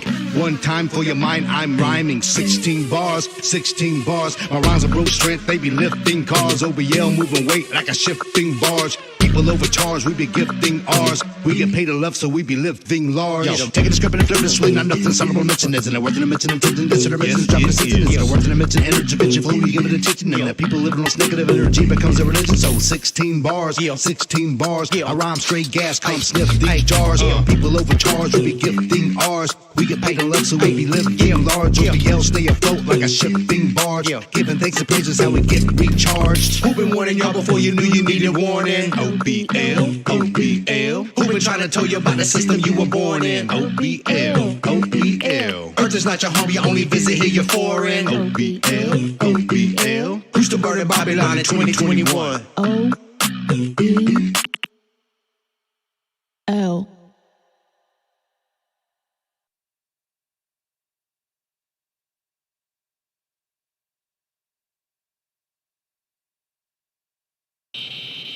Ready? Okay. Oh yeah, we ready. Camera. Yep, rolling. 3, 2, 1. Ay, who been warning y'all before you knew you needed warning? Ay, OBL. Ay, who been trying to tell you about the system you were born in? Ay, OBL.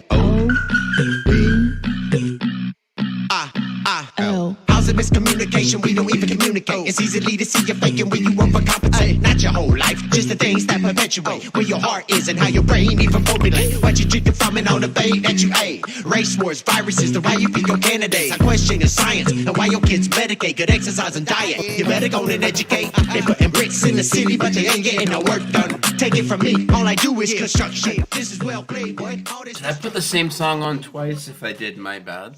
But you guys, right now, we're listening to My Awakening, episode number 83 with Flat Earth SubGenius Society. And while we got OBL up on the screen, if you didn't see the announcement earlier, I got a very special show planned Sunday night. I am going to be live with OBL for a live in-person audience interview and concert live from Jocelyn's new shop. There's going to be about 20 people for a live audience sitting around on couches and everything while we do an interview, while they do music live. We go back and forth and everything. It's going to be fucking off the hook. And that's going to be this Sunday. It's scheduled for 7 to 10. I don't know exactly what time I'm going to kick off the live stream. Shortly after 7, though. Okay? They're going to start letting people in. It is sold out. There's no more tickets to attend in person, but you can watch the live stream right here. It'll be live streaming to all these channels. The Dose of Reality show on YouTube, my Rockfin, my Rumble, my Facebook, maybe my Twitch as well. We'll see what I do with all that.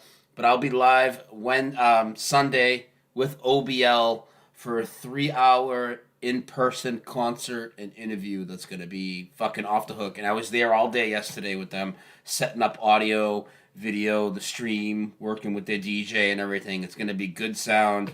It's going to be really fucking kick-ass. Other than that, and I see Dan's back. We'll get back to him in 1 minute. Other than that, Wednesday night, as in 48 hours from now, Wednesday night at midnight Eastern, 9 p.m. Pacific, I'm going to be back with Dave Scott on Spaced Out Radio for another, which will be our third show together on the Mandela Effect. So that'll be Wednesday, and Sunday I'll be with OBL. And next week I'll have 2 interviews. 2 people have asked me to come on. I'll be doing a show with Rasta Bear, and I'll be doing a show with Troubling Tribune. We have not set dates yet for either of those, but I told those guys I'll be in touch with them once I'm done with this week. So all that's coming up. But let me welcome my guest back, Dan. Welcome back, dude. Awesome interview tonight. Loving it. You're on mute if you don't know. Loving all this stuff. Where we left off before the break is we were basically at the start of you coming out about Flat Earth publicly or whatever. You're on mute on the screen on Zoom if you don't know. And thank you, Jasmine, over on Rockfin for the tip. Appreciate it. If you're talking, Dan, I don't hear you. There you go. Oh, you're eating a snack. My bad. You all good with the dog? You all good with the dog and everything? Yeah, he's shit and pissed like a legend, but he's the man. It's gonna dude. be. I mean, he's only 7 weeks old, man. Like, look at this little thing.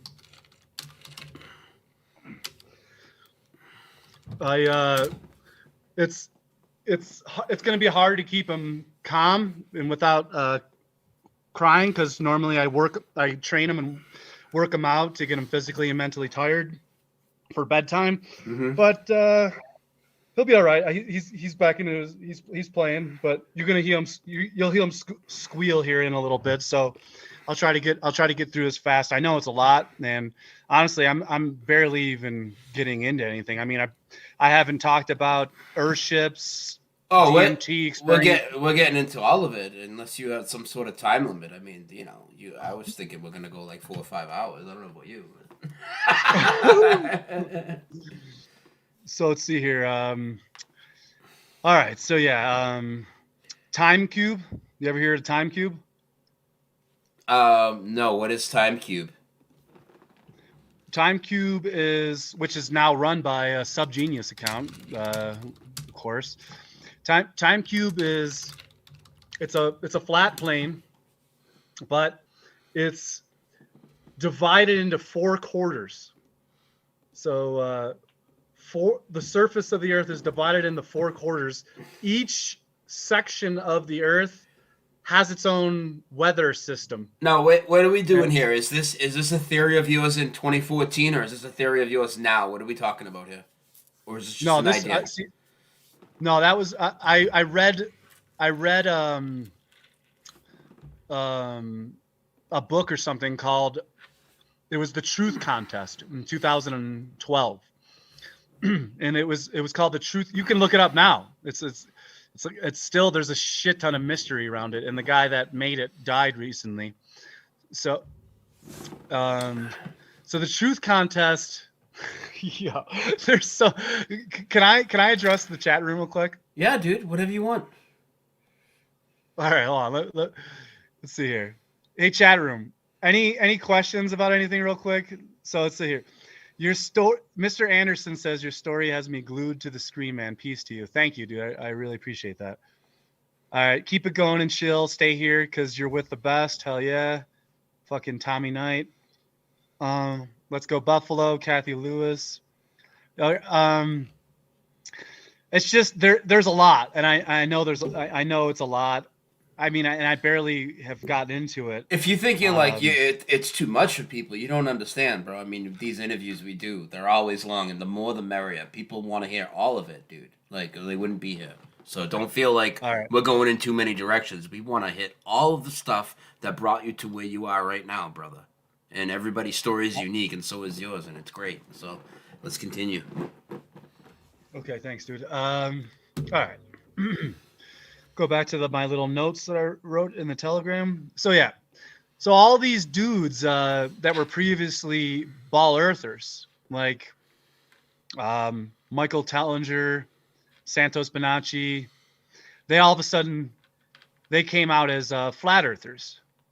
But I'm gonna have to go back to 2013, and so I already knew about Earthships in 2013. I just didn't visit them yet.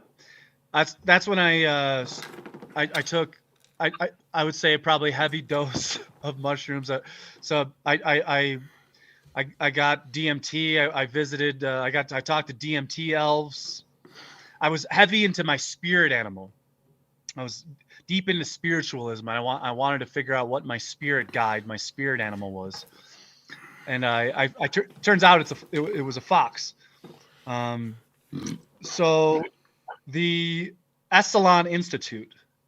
The Esalen Institute is a huge thing. Matter of fact, I think my very first episode that I ever talked about the Esalen Institute, it's called The Esalen Story, Part 1.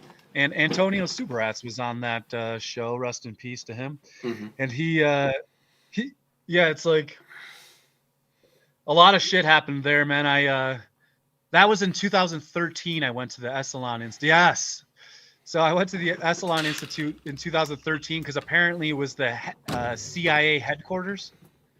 So Jan Irving was, shout out to Chief Crow. Chief Crow is awesome. I love that dude. He's cool. He's cool to hang out with too. Funny bastard. Yeah, he not, is. not just all his talent, he's also a funny bastard too. I like that dude. Oh, he's fucking hilarious, dude. Flattoberfest was great meeting you guys there. You and Chief Crow was awesome. We had a good time. But so let's see here. I learned so much from these. Yeah, okay. So TJ Trusty says, read the book Princess. Oh my god, I can't even say it now. Principia Discordia. It's a nonsense rabbit hole written by high level assholes. That's a good one, TJ. Time Cube sounds fascinating. Yes. Guaranteed to learn something new. Okay. Sorry to off track. So let's see here.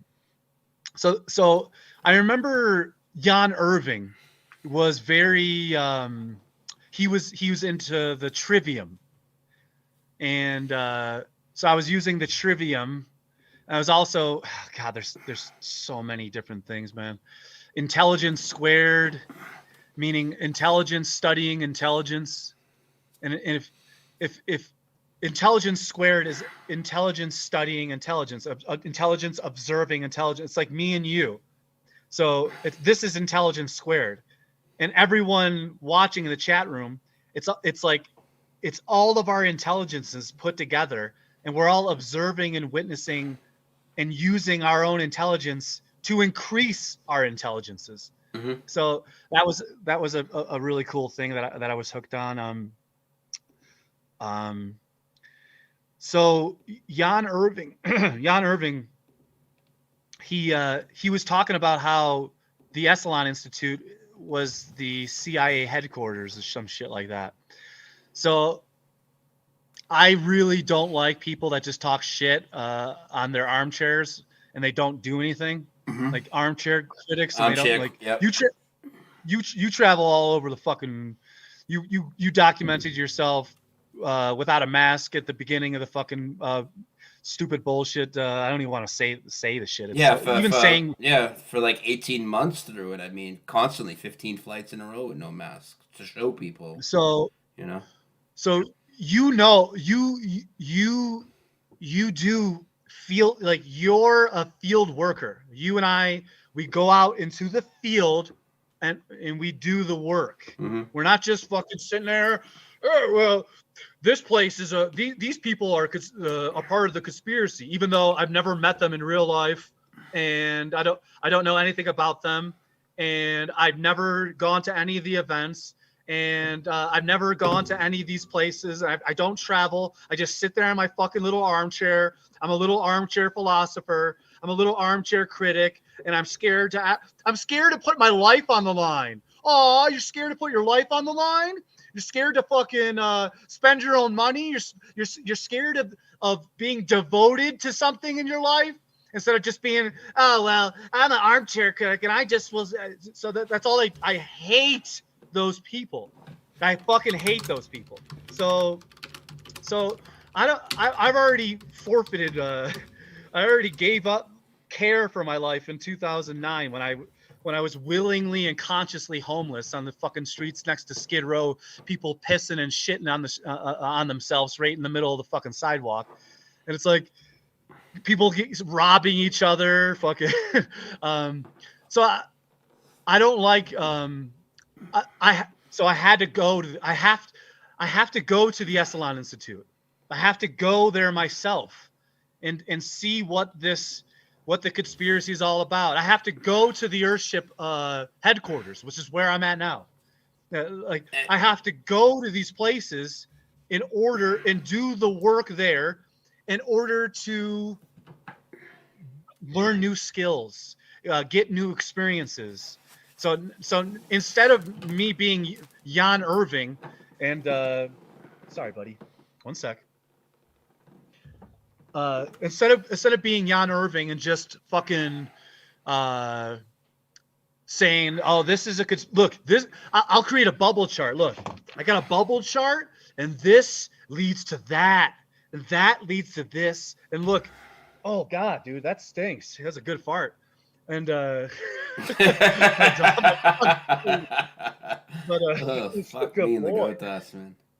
But so I oh my god. So here's the thing, Brian. I know these people watch us. People like Jan Irving, people like Joe Rogan, all these mainstream people dude, they watch more of our content than you fucking realize, dude. Like, how many mainstream rappers or alternative researchers have you talked to?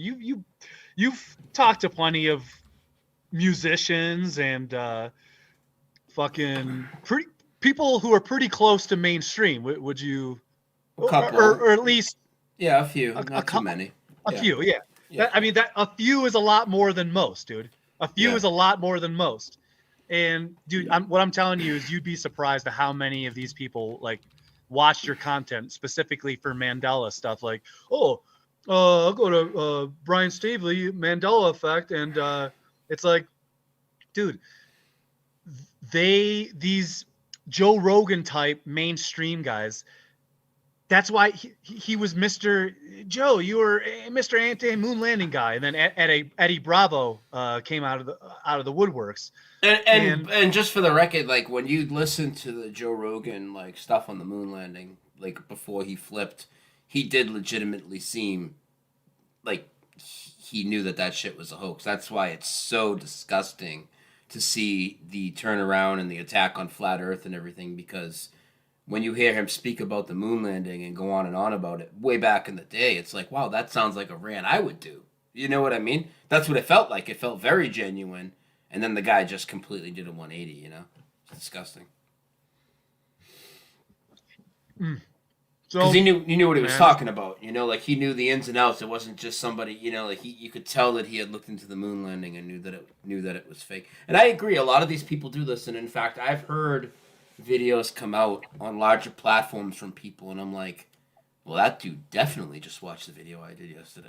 Like, I mean, it's almost like they're just quoting some of the shit I was saying. You know, I've experienced that, and I don't like to say that, you know, too much, because then people like, oh, you think you're, you know, something special or something. No, I mean, I can recognize when somebody's been watching my fucking videos, you know? Yeah, I actually had that exact same thing happen said to me in Joey Diaz group. Joey Diaz is a famous comedian. He's a friend of Joe Rogan. He's a big fat Italian guy, mobster type guy. And I said I warned Ari Shafir, a Jewish comedian. I warned him in Joey Diaz's group, and I go, hey Ari, just to let you know, like, it's gonna be hard to do comedy when when you get your tongue cut out of your fucking face, and because he said some fucked up jokes that he shouldn't have said, and so I turned against Ari, and I said it. I said that to Joey Diaz and his group, and all his group members, followers, hundreds of thousands. They were like, dude, who the fuck do you think you are? You think Joey Diaz is going to read this? And I go, I know Joey Diaz is going to read this. And I know he's going to tell fucking Ari what I said. And everyone in the comments section is like, dude, you're so full of yourself. Lo and behold, Joey Diaz comes in and goes, hey, man, yeah, man, sorry about that. Ari's a fucking idiot. So, like, everyone's making fun of me about being full of myself and thinking, oh, do you think Joey Diaz is actually going to read this? And then Joey Diaz comes in and then actually apologizes on his friend's behalf.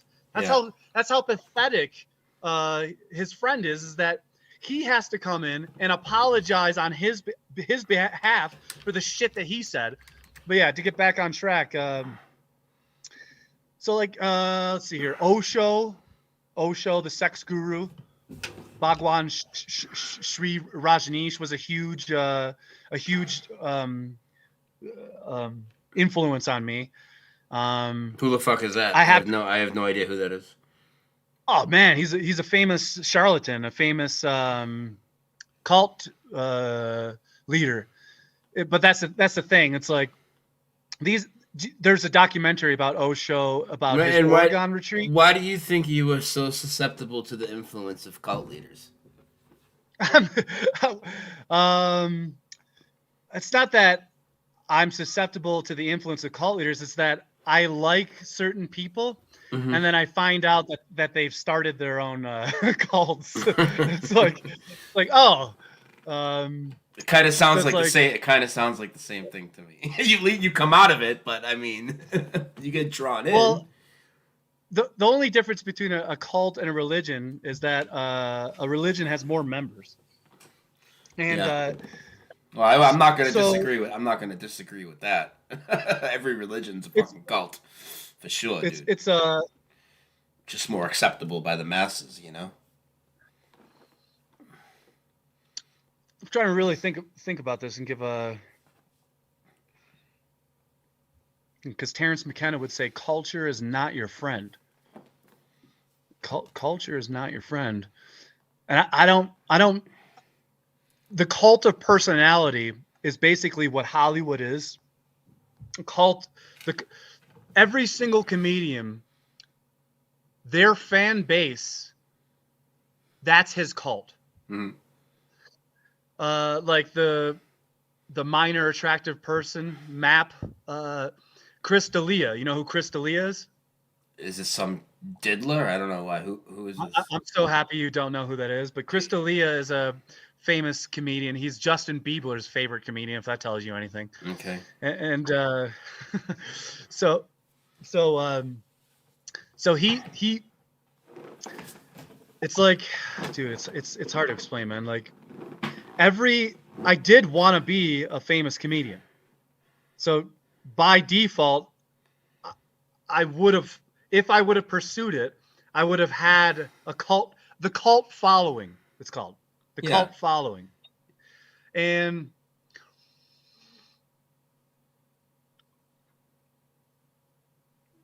so I guess I created many cults. Like Robert Anton Wilson said, join 2 new religions, the Church of the SubGenius and Discordianism. Each one promotes starting your own subcult. So the Church of the SubGenius wants you to create your own cult and religion.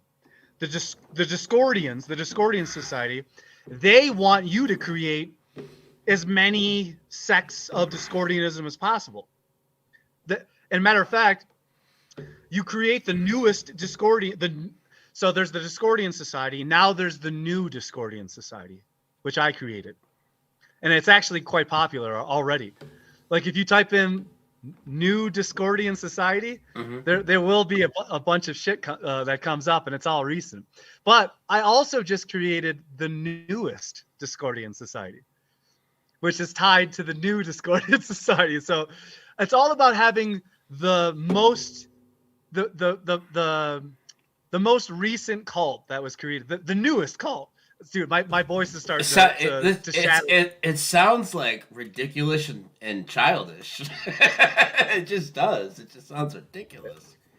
It is. It's a. I mean, it is. It's a way to.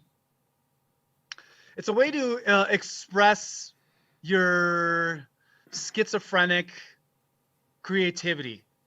It's like the Discordians. There's a lot of the current meme in the Discordians is psychopaths versus schizophrenics. So that's the psychos versus the schizos, and the psychos are like Bateman, like the guy from American Psycho. So the guy, the movie American Psycho, Christian Bale, he's a psychopath. That's why it's called American Psycho. But like there is a tie. There is a tie between schizophrenia, schizos, and psychopaths. So like the schizos, the schizophreniacs, I met a lot of them when I was homeless. And in Los Angeles, like I talked to a lot of schizos and schizophrenias that's the level 0 to level 5 homelessness or bum. And then you get to the screaming level where they're just screaming. Like I would be sitting on top of the roof wherever I was sleeping, and I would watch the homeless people walk by, and they'd be like, "Look what you've done to me! There's no fucking God! There's no fucking God! Look what God did to me!" Just screaming in the middle of the night. And I called them level 5 screamers because there would be no one around, and they'd just be screaming to themselves. So these are full-fledged mental patient, schizophrenic, like, so Discordianism and the Church of the SubGenius, this is the evil part of both of these organizations. Now here's the difference between the Church of the SubGenius. The Church of the SubGenius is not an invisible organization. The Church of the SubGenius is 100% transparent. You can go to subgenius.com. You can find out all this stupid, ridiculous shit that they're doing. Mm-hmm. The Discordian society is an invisible society. Mm-hmm. It's an invisible conspiracy that cannot be regulated. So you cannot control what you cannot regulate. It's an invisible thing that is run by psychos and schizos. And also very occultic, like people who are into the occult, hidden knowledge, occultism, they'll find their way to Discordianism. And there's a lot of chaos magic involved in Discordianism. A lot of dude. There's witches, dude. There's people who recently wished me dead, who said that they're hunting for that flat Earth guy who spreads memes all over the place and thinks they're funny, and that they're hunting me down on the astral plane, and they're gonna try to kill me with their mind. And this is like a couple days ago, and like they warned, oh, we're gonna find you out there in the desert, or we'll take you out there, and I'm like, dude, I will. I don't want. The thing is that there's people that in the Church of the SubGenius, in Discordianism, that want to see you fail, that want to feed. If you have any mental illnesses, they want to make your mental illness worse. They want to see you fall and fail. How long were you tied to these people before you realized that? Dude, like fucking 5 years, man. So what the fuck happened? Like, what took you so long, and what finally was the straw that broke the camel's back, and you saw these cults for what they were? Well, flat Earth. It's like if I'm creating my own religions, like they say, my own subsects and subcults, but I'm taught. All I'm doing is reversing their retardedness. All I'm doing is telling the truth. My cults are about truth telling and honesty. Transparency. That's my cult. It's a crazy cult, dude. Telling the truth to people and being fucking honest. People just like, wow, dude, you're in a fucking cult for. Oh, dude, I'm in a cult. I'm in a cult. I'm in a cult. I'm in a cult. I'm in a cult. Fucking cheap crow. But so I all I'm doing is telling the truth. All I'm doing is revealing the shape of telling you about a possible alternative shape of the Earth. When you got to flat Earth and you first went public, who was the first person you told? First person I told? Shit. First person I told? Probably is like my closest friends. How'd that go? Not good. Yeah, not good at all. All of my closest friends, excluding one, yeah, they all like still secretly they don't really like they don't dude, they still like my best friends still don't want to talk to me about it. Still, well, finally one of them recently was like, yeah, dude, we got to talk about the flat Earth. It's like, dude, I don't even want to talk about it. It's like, dude, we can talk anytime we want. Well, dude, we're friends. We play video games together. We play basketball together. We can speak anytime we want over the phone, face to face, text. You've had 10 years to talk to me about the flat Earth, and now you're 10 years later. You want to go, yo, dude, we gotta have that flat Earth conversation. Yeah. Well, I just had a flat Earth conversation here with the Earthship guy. But you do got to remember to be, and I got to teach myself this too. I talk like these people take a long time to come around. We got to remember to try to be welcoming when they're finally ready, right? It's tough, dude. It's aggravating. I know it's aggravating, and we've taken a lot of shit. Like, I mean, I've had family members disown me over 9/11, Sandy Hook, COVID, all this. But when they come around, and I'm not saying I'm perfect, I might have an attitude towards them as well. But you got to try and, okay, they're ready now. Here you are, and you have 10 years of knowledge on the topic. You know. And but you can't possibly know anything though, Brian. You and I, we can't like know anything based on our research, our experiments that we've done, our literal thought experiments, and our physical experiments that we've done, and that we couldn't possibly derive knowledge or wisdom from this and actually know something. God forbid, Brian, that we actually know something, because when you know something, well, then you're being condescending towards them. Well, are you saying that you know that? Yeah, I fucking do. I actually do fucking know something. I don't know a lot more than I do know, but what I do know, I fucking know. And so you're going to try to gaslight or globe light, as I like to say. You're going to try to globe light me into not believing in what I fucking know? Well, that's fucking retarded, dude. Like, that's literal gaslighting. That's globe lighting. So they're oh my God, he knows something. He's claiming to know something. So that must mean that I don't know. So if you know something, that immediately puts them in an insecure state, in a cognitive dissonance. How could he possibly know something? He's a fucking flat earther. He thinks so. He believes the earth is flat. I'm just saying, I don't believe the earth is flat. You believe the earth is a ball. You've been taught by society, from your teachers, from your parents, from your friends, from your church, from everyone in your life, that the earth is a cartoon ball. That is the definition of that is hearsay. Hearsay. You're getting your information from an outside source. You don't have any of your actual internal wisdom and internal knowledge, internal knowing, which combines intuition, wisdom, intelligence, actual physical science, scientific methods, zetetic method, fucking trying to learn the difference between objective reality and subjective reality.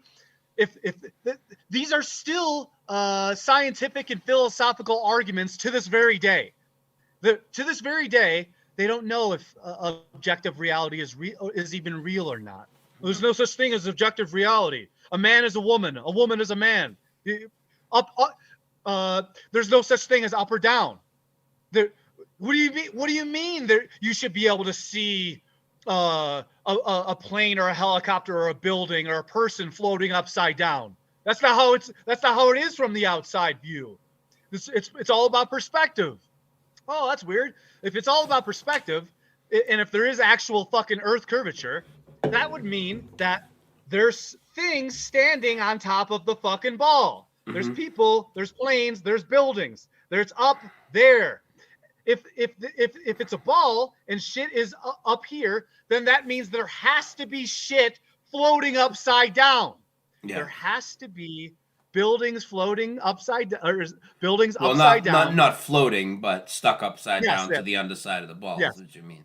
And they should be able to do something like, say, as easy as turn the alleged Hubble around and show us that in a video, but they don't ever do anything like that. So when you say this to people, it's like that's all it would take. I'm gonna go, just turn your camera around, show a person standing upside down. Well, that's not how it is. It's relative. It's relative. So it's always going to be right side up.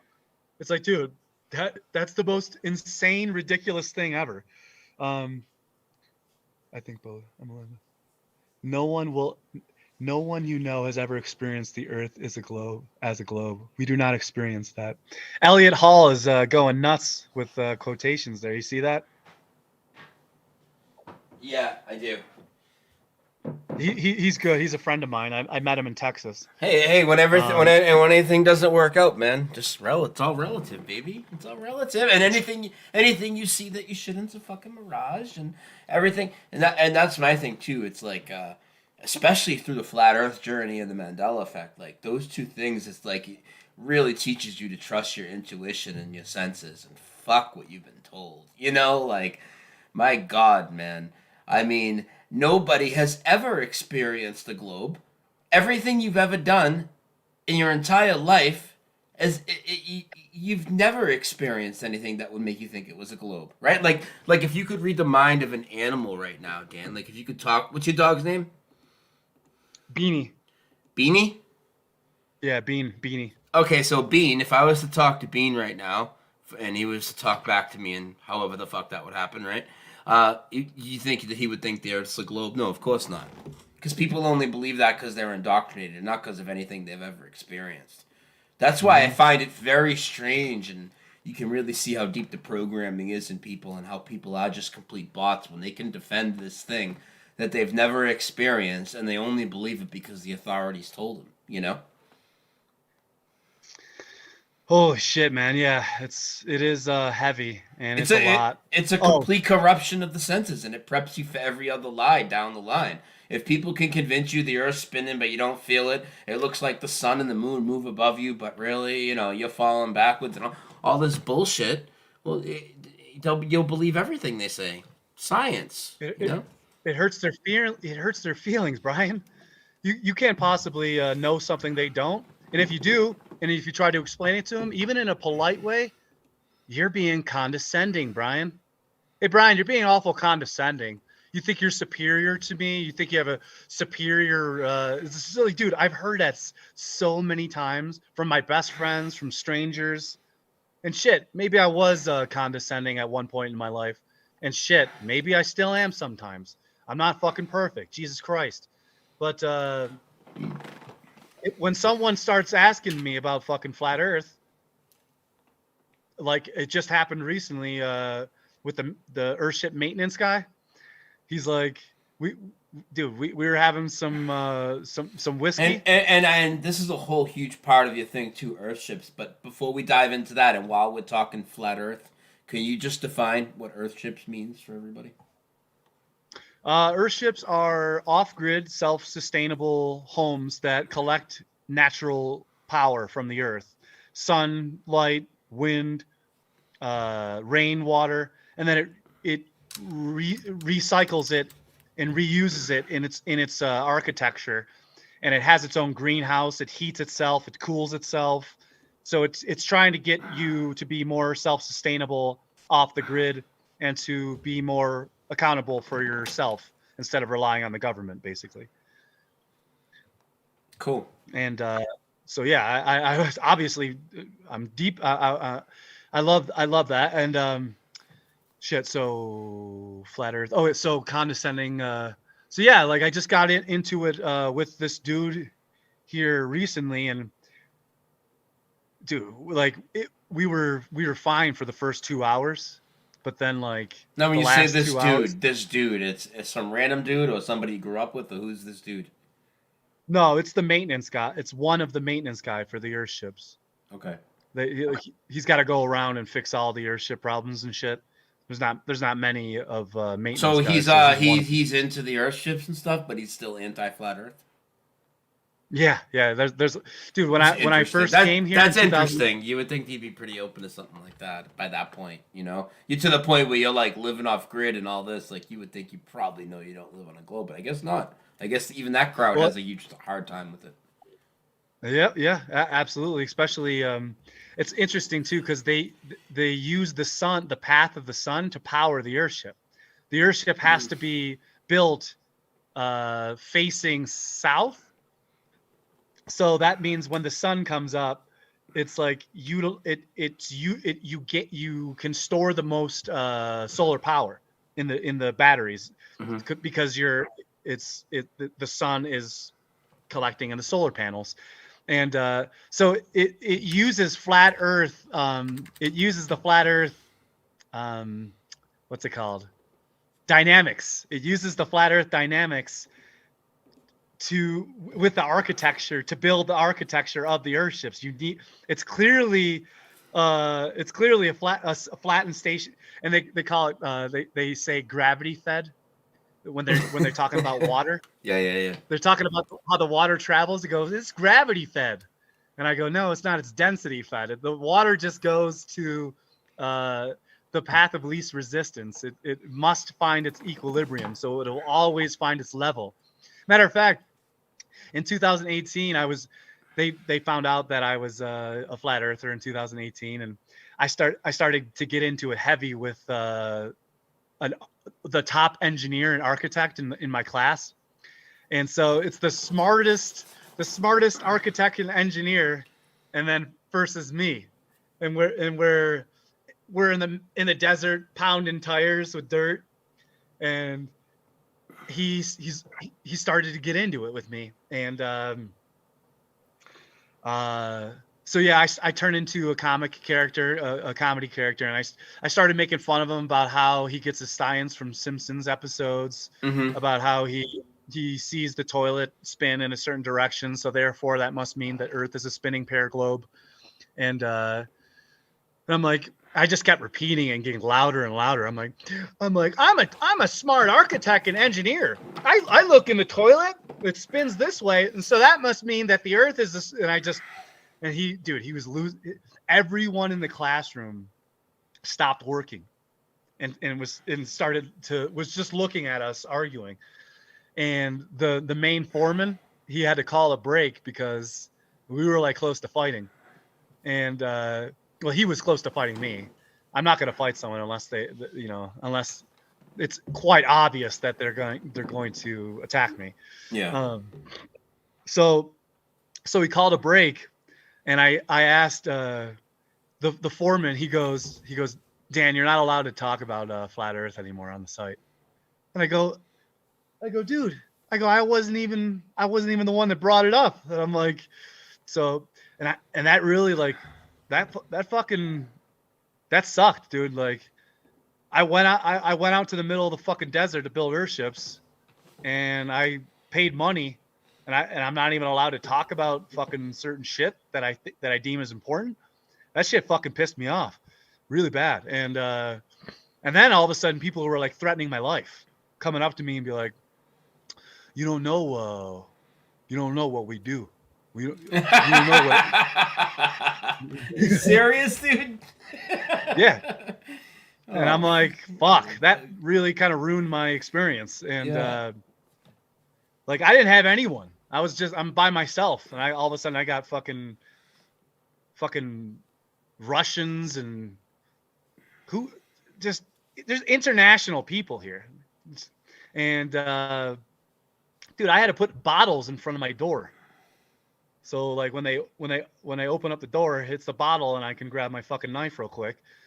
And it's like, dude, when you actually are so devoted to something that you get your life threatened multiple times, it's fucking shitty, dude. And it fucking sucks.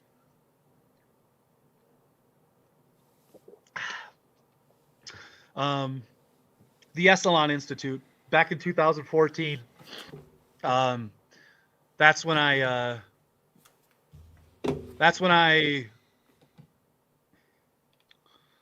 got drugged by a witch lady, and because I wouldn't have sex with her, and so she slipped you a roofie, or slipped you something to harm you long term, or what did she give you? I was we were smoking a bowl together with a group of people, and she goes, oh yeah, she goes, I'll keep packing the bowl if you keep smoking them. And I go, well then you'll keep packing the bowl. I go, because yeah, if you keep packing the bowl, then I'm gonna keep smoking it. That's what you said to me.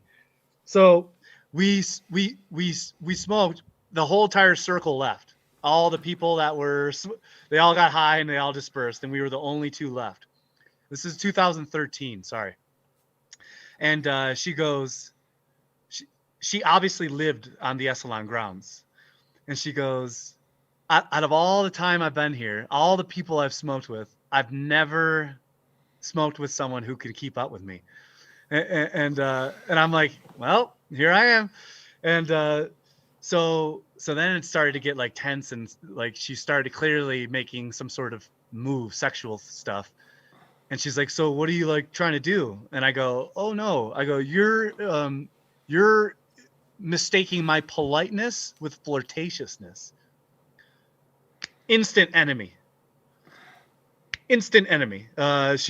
She went from someone who's smoking me out and pouring me wine and shit to, she's like, "Oh." So the very next day, she gave me my own bowl, and it was already packed. And so I went to go smoke it by myself, and yeah, I sprained my ankle a few days before, so I had a huge bruised and battered ankle, and I was wearing a Buddhist cape, an enchanted cape from a monastery I bought from China, and well, at Esalen, I was just walking around with an enchanted cape, and people were like coming up, older people were coming up to me and be like, "Hey man, you have a really good aura. I like that cape that you have on." And I'm like, "Hey, thank you. It's an enchanted cape from a monastery I bought from China." And and they're like, so I get the bowl and I smoke it, and then I'm starting to have like paranoia, and I'm starting to get like existential and kind of go out of my body. Mm-hmm. And I didn't realize that I was drugged with whatever was in there, salvia or something. I don't know what the fuck it was, because it only lasted like 45 minutes. Did you come out of it with your fucking pants unzipped or what? No, I didn't. No, I'll yeah, that's hilarious because I ended up flashing my genitals to a bunch of strangers. Oh God! But I'll tell you about that because so I smoke it, and I'm sitting by myself, and my ankle's throbbing, and I'm sitting Indian style. I got my cape on, and I'm sitting under a tree, and and I started thinking about all types of shit, like where am I? Who am I? What the fuck am I doing? Why am I here? And I'm like, oh shit. And I'm like, I came here to like figure out if this is like a dangerous place or CIA headquarters, and I just got drugged by this witch lady. And then some guy walked by me, and I was like, all I wanted to do, I remember my ankle was throbbing. It was like beating with pain. And I had tears streaming down my face. I was like, I was thankful. I was all the emotions, all the gambit. But this guy walked past me, and only thing I got up all of a sudden, beyond stoned. And I'm like, hey man, I'm kind of like freaking out right now, dude. Do you mind if I just like walk next to you? Is that cool? He's like, yeah, dude, it's all good. I'm walking next to him, dude. I can't even look at him in the eyes. I'm like if this, I'm looking at myself in the eyes right now, dude. I was like this. I was like, I couldn't even look at the guy in the eyes because I don't know, something with his aura, or maybe it was probably the drug that the lady gave me. So all of a sudden I'm at the edge of the cliff at the Pacific Ocean. It's 100-foot drop down to the stones below, instant death. And so I remember I'm losing my mind, dude. I'm paranoid. I think everyone's out to get me. I'm fucking thinking everyone's gonna fucking do something. Everyone's my enemy, except this guy next to me. This guy next to me is cool. But then all of a sudden, oh yeah, I'm like, there's a gate, a wooden gate, and it's full of green, like plants and flowers, and like I said, the Pacific Ocean right in front. Whew, stinky boy. Uh-oh. Oh shit. Oh no, what? You're good. You're good. Did he shit on the floor? No, he's just farting. Here, go in here, buddy. Fucking nasty, dude. Oh, fuck me, dude. So So I remember starting to he's like, dude, you got the weight of the world on your shoulders. And he goes, dude, you don't have to carry that anymore. And that really was a profound statement to me, because I really did feel like I was carrying the weight of the world on my shoulders, like Atlas. And he goes, give it back to the earth. He goes, the earth wants you to give it your energy, even your worst negative energy. The earth wants it. And I'm like, what? So, I felt like I fell forward. Like I fell forward, and I had my hands on the wooden gate, and I was holding on to the gate, the green gate with the flowers, and there's 100-foot fucking drop to the beach, the stones below. And I remember like I was like wobbling, like all of my negative energy was pouring out of me, and I was just giving it to the fucking earth. And he goes, the earth will give it back to you in a positive way.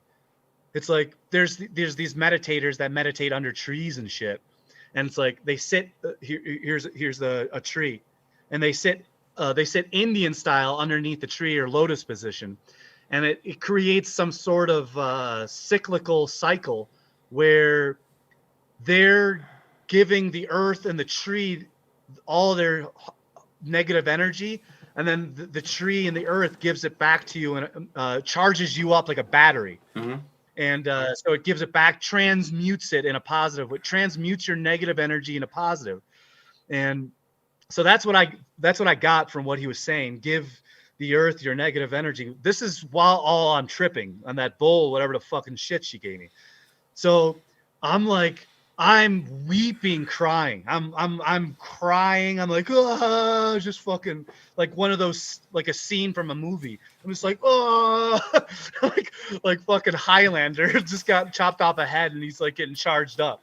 It's like, yeah, fucking, and all of a sudden I come to consciousness, back to baseline, and I look out to the ocean, and like I can't see anything. It's just all ocean, all deep blue ocean.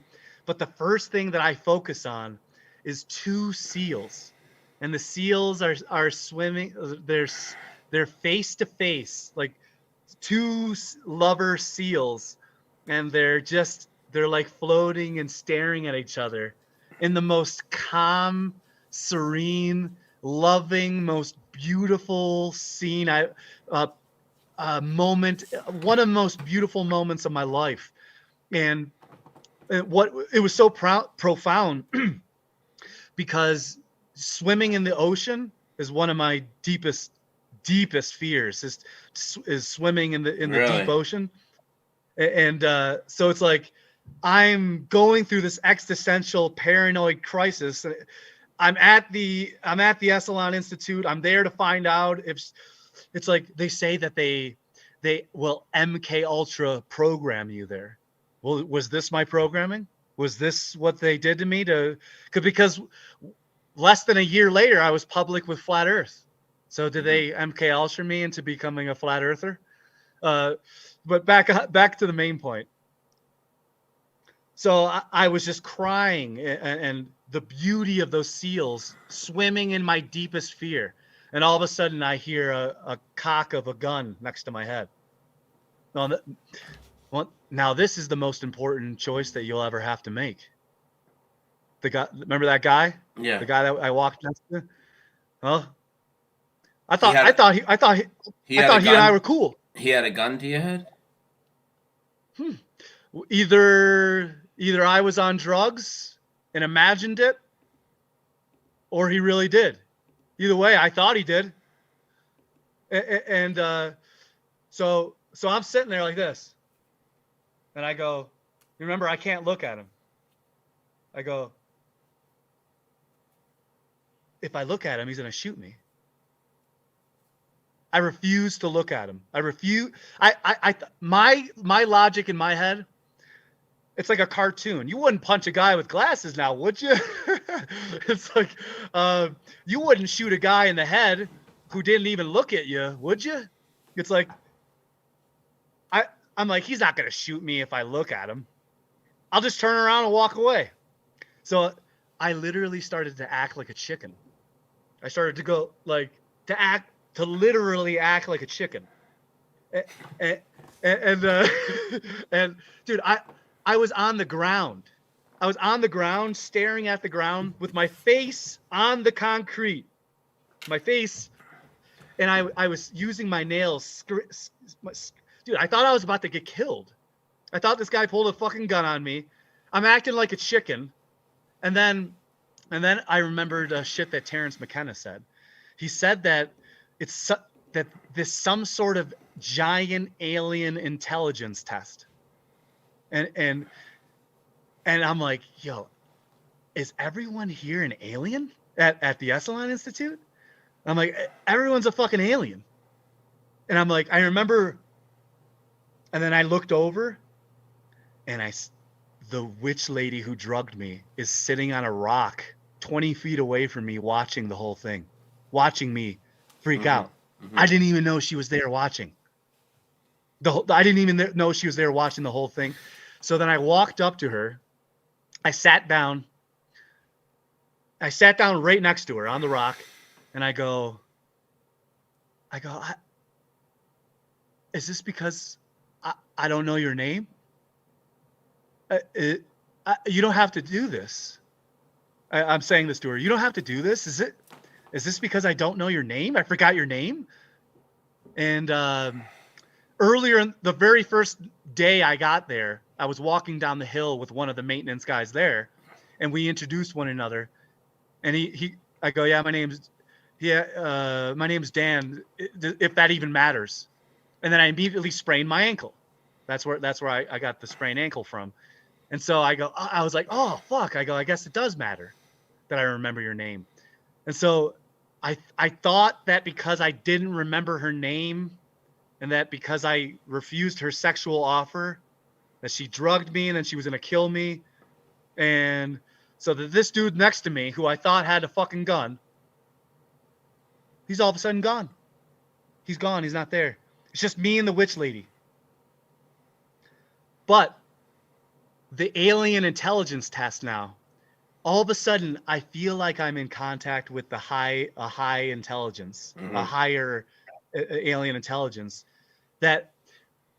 So I'm like, what the fuck did this witch put in your bowl? Dude. So Dude, I don't want to know. So in my head, I'm talking with a higher intelligence, alien intelligence now. And so I go, so you're just going around and you're using your purity gun and you test the purity of my heart. And if I don't have the correct purity level on my heart, you're going to kill me? I'm like, this is what high supposed advanced intelligent alien beings, this is how you get rid of that's the least intelligent, the least advanced thing I've ever fucking heard in my life. All of a sudden, all of my fear turned into pure anger and rage. And I was just like, and I'm like, you can't go around testing people's purity hearts with your faulty. I go, if your technology is faulty, then you're getting a wrong purity reading. It's like if you get the right equipment, well then you can really see how pure my fucking heart is. And it's like and I basically said to these things, you can't, that the reason I'm here is to destroy you guys. You guys are no longer the highest order of alien intelligence anymore. That I myself have destroyed your entire order. You are now the lowest in the fucking galaxy or in the universe. You can't do this anymore. You've been deranked, demoted by me. I'm in charge here. And I'm the one that fucking makes the rules. You can't go around doing this shit, go around killing people like this. It's fucked up. and like, dude, then I look over, and like 100 feet away, there's just like this random person. Dude, they're looking right at me. They're like, as soon as I look over, 100 feet away, there's this random person just like, they're obviously, they know what the fuck, they see me, and I'm like this, and then like, oh yeah, like, dude, see, the thing about this story is that I can like talk about this a long time, because it gets really into detail. Like when I was on the ground with my face to the concrete, acting like a chicken and scratching my hands into the concrete, what brought me back to consciousness was seeing a little ant crawl by. A little ant crawled by, and all of a sudden I was like, whoa. And I'm like, I'm fucked up. I just got drugged. I'm acting like a chicken right now. Wait, what? And I'm like, what the fuck is going on here? I'm all like, the whole thing's all fucked up, dude. And it's like I got little tiny moments of clarity through the drug. All right, let's get back to when you get out of being a chicken. I think we're ready to get past this bad trip of yours. Okay, so dude, real quick, I'm floating 100 feet above my body, and at the Esalen, the Esalen Institute was built on 5,000-year-old Esalen Indian land. It's the Esalen Native Americans from 5,000 to 6,000 years ago. As I was floating away from my out of my body, above my body, there was Indian drums and chanting in the background. Dum dum dum dum dum dum dum dum dum dum.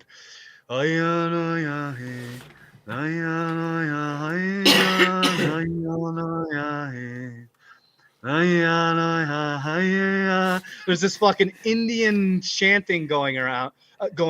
So I'm like, as I'm fucking tripping out, all this shit, I'm floating above my body. Now I'm tapped into the fucking Native Americans from 5,000 years ago. I'm hearing the drums and the chanting from 5,000 years ago. And all of a sudden my brother, he's like, yo, you got to go back down there. He's like, you're about to join me. You're going to be in the other land. So basically what I got from that was my brother saving my life from either being killed or I don't know. But basically he said, you have to go back down to earth. All of a sudden I go back down into my body, and then I suddenly remembered what I had to do that day. There's a meditation class in the Aldous Huxley room, which is the main chamber at the Esalen Institute. And so I'm like, all of a sudden I just run away. I go, I'm just gonna run away from the situation that I'm in. So I just beeline towards the meditation chamber, and there's this Asian lady like 50 feet away from me, and she's walking in my direction, and I'm walking in her direction because I have to go to the meditation chamber. And I go, everybody, I'm screaming this, everybody, let's go meditate. The reason I'm screaming, we got to go meditate, because if I'm screaming, everybody, we got to go meditate, it's time to go meditate, well, then I can't get killed. No one's going to kill me if I'm screaming, let's go fucking meditate. I just, all I want to do is get the fuck out of this dangerous situation. So I'm walking towards the meditation chamber, and that Asian lady, and the Asian lady's like, is like this. The Asian lady's like, she looks like scared. She's like, and I'm like, and I seen the fear and the scare, the fear in her eyes and in her body language as I was like just walking towards her. And I go, no. I go, you don't have to feel scared. I go, I wouldn't hurt a fly. I would never hurt you. So then I go, is it okay if I hug you? So I go like this to her. I go, hug. And we embrace each other. I gave her a hug. And then I walked into the meditation chamber.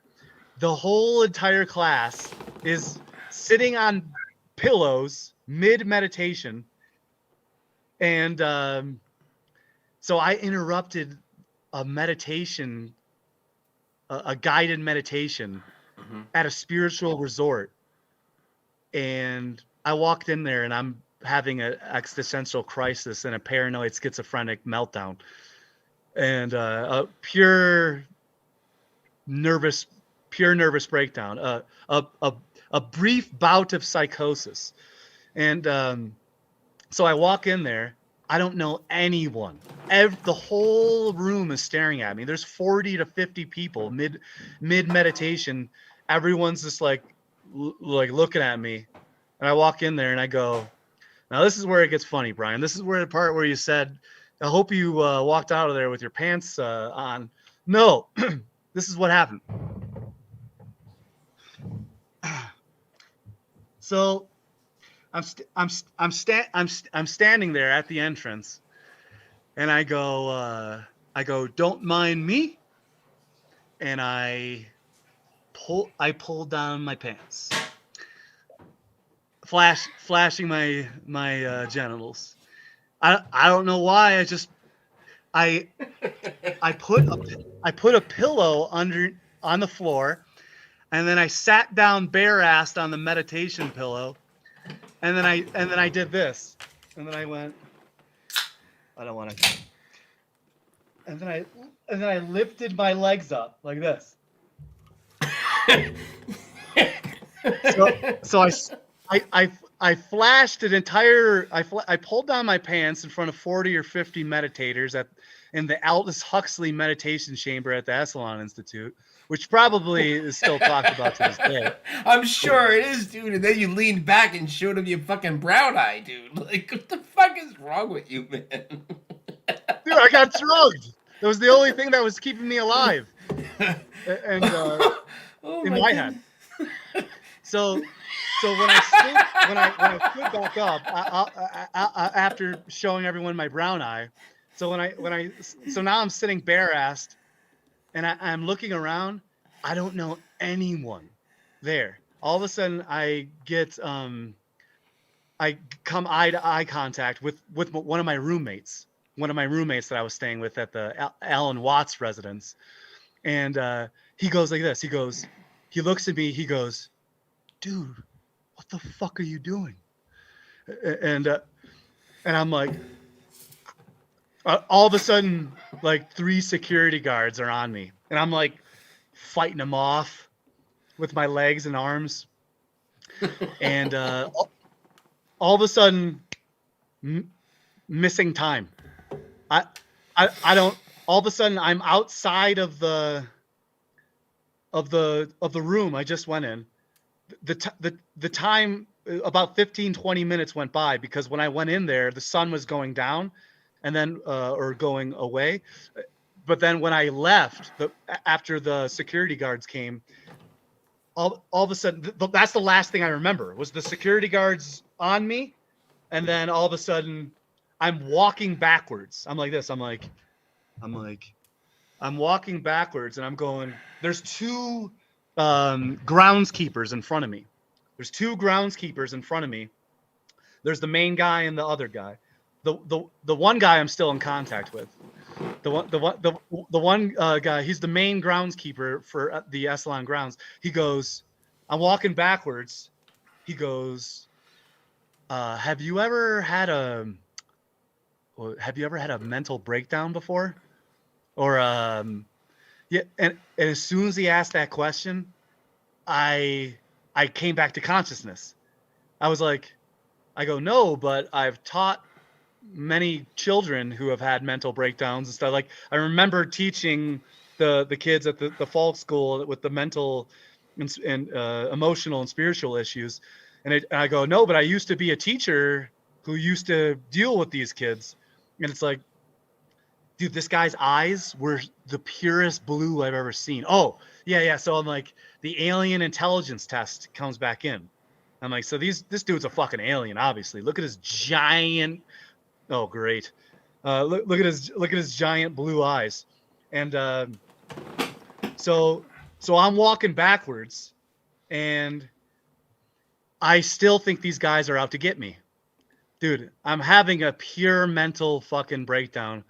So I walk back to the they're walking me back to my residence, the place where I'm going to sleep. They tell me to grab some mugwort from the Esalen Gardens because it'll help my anxiety, help my stress, and help relieve my tension for the night, and also help my dreams apparently.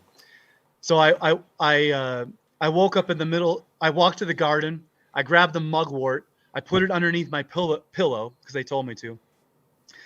And the next morning I woke up. I had dreams of getting murdered in my sleep too, that night.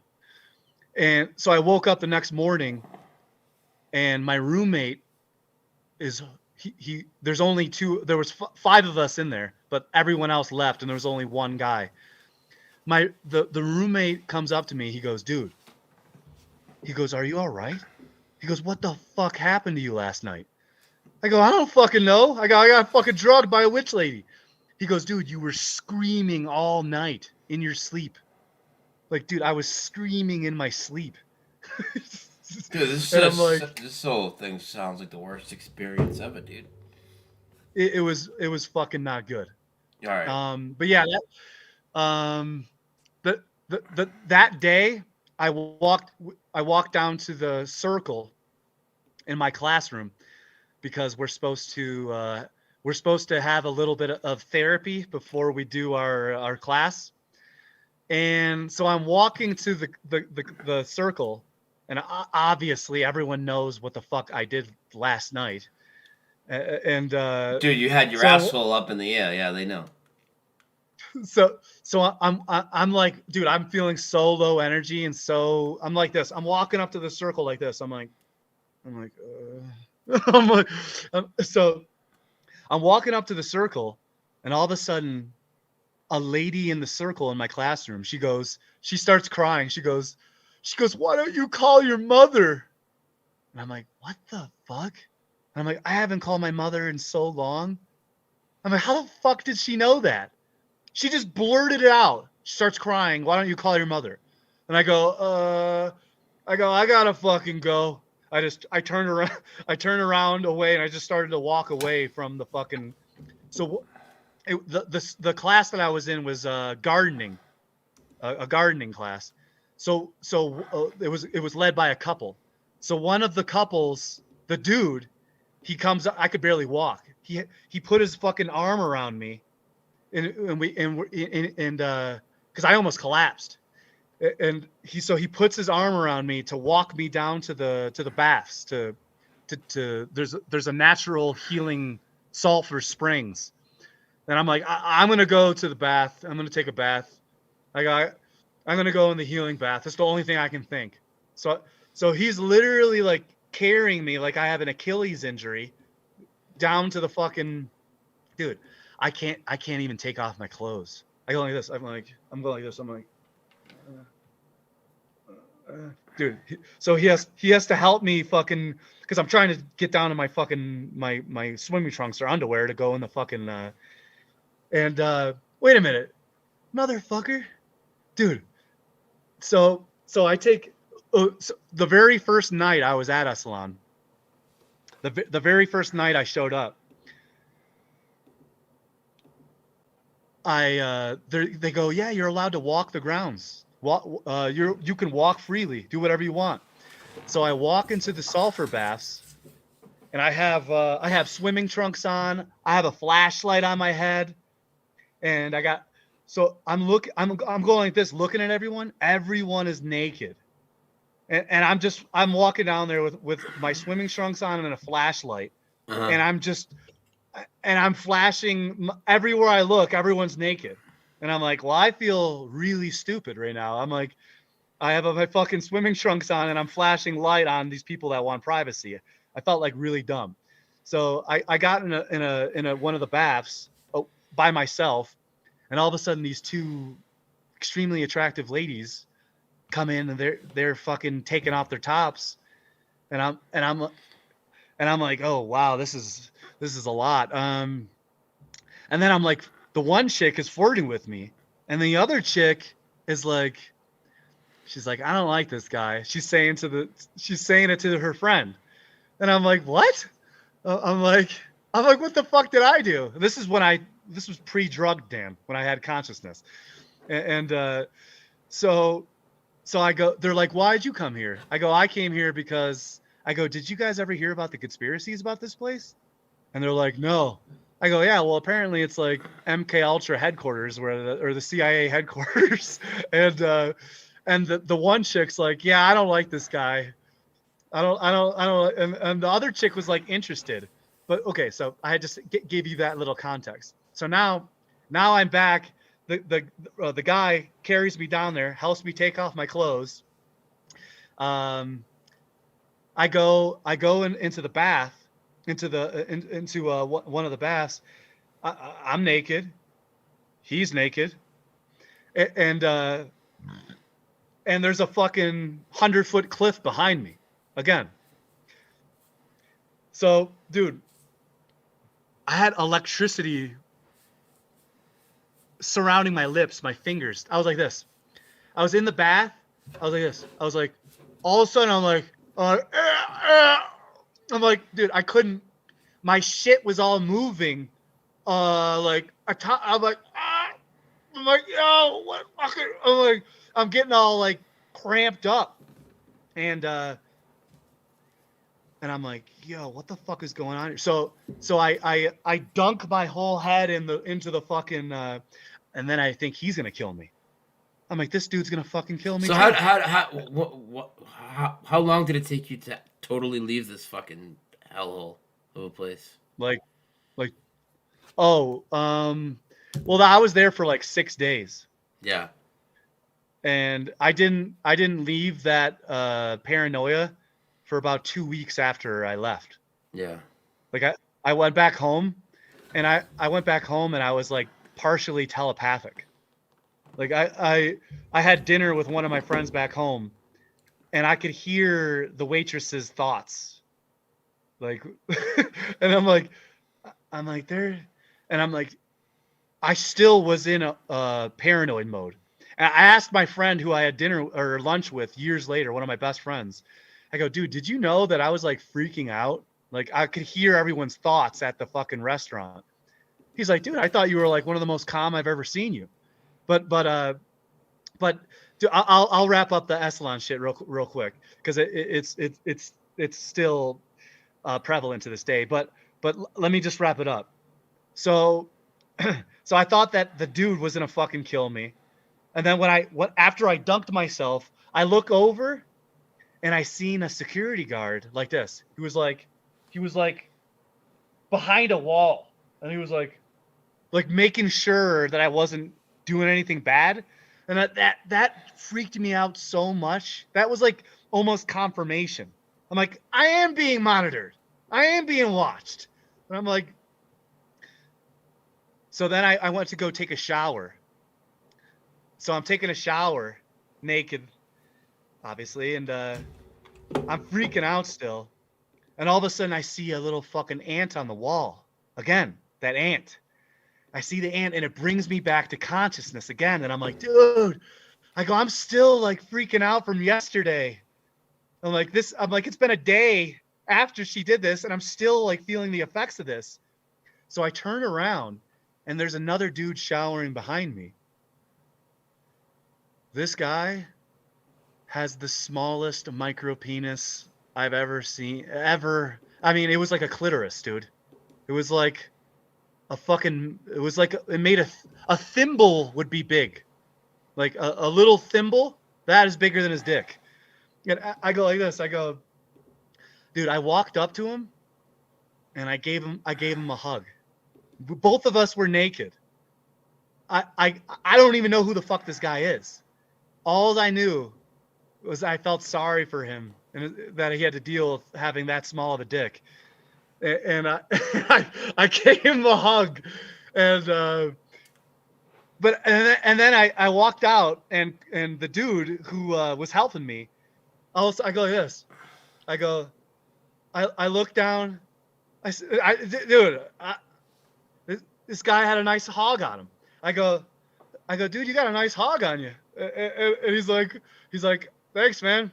So I get dressed, walk back up. I'm feeling slightly better, and Oh no, that's so that's when the lady started crying and said, "Call your mother." So then I just had to leave. I go, I gotta go call my mother. So I go. There's no phones, dude. My cell phone doesn't work there, and there's only like one phone on the property that they fucking use. I gotta go call my mom. So I fucking go to call my mom. Dude, I couldn't dial the phone number. I couldn't dial the numbers. I had to have someone not only did I have to have someone take off my own clothes because I was unable to do it, I had to have someone dial the phone number for me because I couldn't remember how to press the buttons. Yeah. This is how discombobulated and fucked up I was, dude. So I talked to my mom. Fucking, she knows that something's up, but everything's gone. Dude. There's so much that happened. Like even after I left Esalen, I was wandering through the redwood forest on the highway by myself, crying because I'm like, what am I doing? I'm like burning on the side of the highway. I just left a treacherous situation, and now I'm walking through the redwood forest. I don't know anything. I don't know where I'm going. I don't know how I'm gonna get anywhere. And all of a sudden, dude, the shit starts to get crazy, man. People from Hollywood. Yeah. I mean, well, we've been talking about Epsilon for a while now, so let's move past that now. No, thank you, dude. Thank you. So let's see here. So how about Earthships? When did you get into building Earthships? That's hilarious. Literally the worst story I've ever heard. Oh, it's hilarious. All right, well, that's what happened. So, I've always wanted to do the Earthship stuff. I just didn't have the bravery for it. But after the shit that happened to me at the Esalen Institute, I figured, hey, could it get any worse than that? And so no, it didn't. But it was pretty bad the first year. But because I told you I got my life threatened for certain things, talking about certain things. But that was 5 years ago. That was 5 years ago. But so yeah, now I've in 2018 I came to the Earthship Academy. 2020 I did a field study. 2022 I just rented out the Earthship to live in. And now 2023, I'm living in the same castle that I rented out last year. And each time I come back, there's more and more experience. I've learned more trades, more skills, carpentry, basic carpentry, construction, even some plumbing and electrical. And now based on all of the experience and skills that I've earned, now I'm going to be going into business with two of my friends. And I'm going to start a bakery, cafe, library, pizza, a wood oven, fresh stove top, what is it? Wood oven pizza, stovetop. And so yeah, I finally have my friends backing me. I finally have investors. I finally have a crew of people that I can rely on. And that's taken me a long time, dude. It's taken me a fucking decade. And I finally have a crew of people that I trust, a crew of people that I can rely on, and that I know will help me when I put my bat signal out there for when I want my own Earthship built for myself. And that's going to be it'll be the world's first Earthship comedy club. Local musicians, artists will come by, and I'm going to be building these all over the world. And that's awesome. Damn, dude. Good. Bye-bye, Rob Glow. Bye-bye. I don't want you to be friends with me. Who? Somebody in the chat room. Oh. If you unfriend me, good. I don't want you to be friends with me. I'm not here to make friends. Okay? If I was here to make friends, I'm pretty sure, actually, I don't even know if that's true. Like, fucking, like you said earlier, like, we planned on doing this years prior, and we never did because we have busy schedules and other things and other things to do. So it's like, this is the time when it's supposed to happen. Yeah, if I was in this shit to be friends, then yeah, I wouldn't have called out certain people like Patricia Steer and Nathan Thompson and IPS and the Morgile and all of these. It's like, dude, you guys support crackheads. You guys support meth heads and shit. And I don't give a shit about that. That's fine. You can do all that. But if you continue to do it, if you continue to be a crackhead and a meth head, well, I'm sorry, but I can't support that. And Brian, you can understand that. It's like there's only so much support that you can give these people, and they will continue that lifestyle, and there's nothing you can do. But if they get themselves out of that lifestyle and they pull themselves out of it and they make them and they chisel away at the bullshit that they started, they're the ones that got wrapped up into the drug life, into the hard drug life. But if you can chisel that marble and you can sculpt yourself out of that, then yes, of course I support your story of getting out of that life, of course. But I can't support if you continue to do it. I can't support hardcore fucking like pill use and you know, that's what I'm you know, like if you're doing hardcore pills and these fucking synthetic drugs, then I don't know, man. I don't support that. Yeah. So what are you doing with the Earthships? Is this how? What are you doing for money right now? Is that how you helping build them and you actually make money from doing that, or is that just a community helping a community thing and you're doing other stuff on the side? No, I did do a lot of volunteering and interning for free. But now, since I've been doing it for so long and I've gained the experience and the skills, and I can actually help build the Earthships fast and within 1 month, and they recognize me because they see what I've done here. Well, then in 2022 is when I first got paid.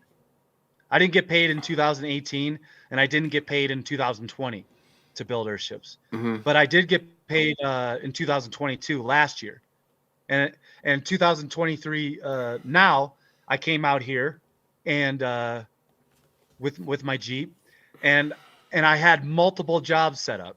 I had multiple work sites that I was working on, and multiple paid gigs that I had going for me. Not only that, they offered me a paid gig for a part-time driver. So that was a few days ago, and my car, my Jeep, the wheel, the lug nuts, the axle fell off when I was driving with my puppy, and so now I can't drive to the work sites that I was going to go to get paid, and now I can't get paid for the part-time driving gig that I got offered to me. So I'm not getting paid for those two now. And the only thing that I could get paid for, I worked yesterday with one of the plumbers out here. I worked at his house. He's basically on the last 1% of his house to be completed. And so I worked with him yesterday. He's going to pay me. and I also got offered another job here, which is the den dad, and so I'd have to stay through March, and that would basically mean that I'm the guardian of the castle, and I have to make sure that everyone is safe and feels it's a safe work environment. They feel non-threatened, which is exactly what I would have loved to have had in 2018 when I first came out here. But so basically, yeah, I'd be getting a paid. I'll be getting paid if I stay for the den dad gig, but I don't know if I'm going to do that, and I can't do the part-time driving gig now, and I can only basically if somebody's going to pick me up and I work on their Earthships and they'll pay me. If they pick me up, well then yeah, and you're gonna pay me. Yes, I'll do that. But otherwise, I can't work for free. I can't work for free anymore because I need to pay for my vehicle. I have a puppy that I'm trying to raise here, and I have a business that I'm going to be launching in New York when I get back over there, whenever that happens. So yeah, there's a lot of fucking shit on the plate that I'm trying to clean off and separate from the main course. Yeah. Well, I am going to start to wind it down soon. It's been going for a while now. But what about if people want to reach out to you, contact you? I did put your links. You have all your links on a Linktree, right? I put that in the show description and your email. Why don't you tell people like audibly where they can find you? All right, yeah. Let me check the Linktree real quick. All right, so I'm most active in my Telegram channel. My Telegram channel is Flat Earth SubGenius Society Telegram channel, which is my main channel linked to my group, which you have as well. I'll put it in the chat right now. This is my main Telegram channel right there. But then the main group that I'm active in every day is the Flat Earth Ship Crew, which is right here. The Flat Earth Ship Crew Telegram group. Yeah, but and my last. What's the name of the Telegram group? Flat Earth Ship Crew, you said? Yeah, 3 words. Flat Earth Ship Crew. And here it is. Oh shit. Sorry about that. I'm just trying to make sure I get the groups. I think this is it right here. I did have a Discord channel that I was very active in, but then I was permanently booted from Discord, and my phone number was banned from rejoining. So you're gonna want to go to Flat Earth SubGenius Society. I got 276 subscribers on there. I got 375 members in the Flat Earth Ship Crew, which if you join that crew, it is one of the best Telegram groups, which was said earlier. I have a TikTok. What am I? Flat Earth Sub G on TikTok. I'm active on Instagram. I think it's Flat Earth SubGenius on Instagram. I use Twitter. I think it's Flat Earth Comedian on Twitter. I got a group on Facebook, the League of Extraordinary Flat Earthers. That's been stuck at 5,500 members for like years. I have a online bookstore that my friend runs, where I sell my old antique books. But everything is in the Linktree. Yeah. I got my Facebook profile, my Clubhouse, my Discord server, my Facebook group, my Twitter account. The Syncretism Society will be back and running again soon, in February actually, or at the end of February, I should say. So at the beginning of March, the Syncretism Society will be back up and running. You should join my. There's the newest Discordian Society on Telegram. There's also the new Discordian Society on Telegram. I just joined Patreon over the past 6 months. I have a solid 5 subscribers. Thank you very much. Thank you very much to those 5 Patreons on my Patreon. I don't see, Brian, dude. I wish I was like you, where I'm technically savvy, because you actually know how to run your Patreon. Your what the fuck is it? It's not Rumble. It's not Rumble. It's Rockfin. It's Rockfin, right? Rockfin, right? Yeah. Yeah. See, the Rockfin is cool. I really wish that I was technically savvy or actually had someone like you who could help me out. And I remember saying this to you years ago, but it's like, yeah, I just don't like, I don't promote myself well, dude. And it's like, it's because I have an aversion to selling out. And it's like that it's like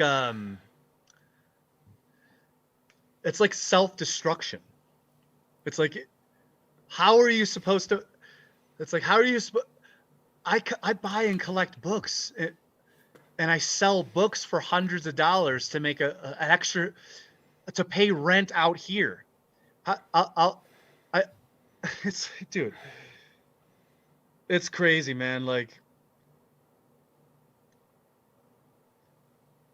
dude, I've been surviving off of $20,000 for the past 15 years. Yeah, that's rough. Well, hey, man, thank you for coming on and telling everybody your story.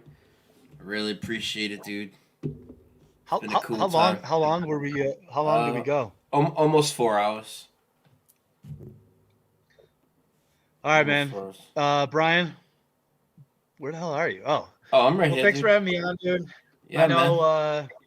I know some of it gets convoluted. I can't even. I'm trying to make sense of it with you guys. People like, I'm lost. Yes, it's tough, dude. Like, I'm gonna be listening to a song called "Lost" by NF after this, and it's like,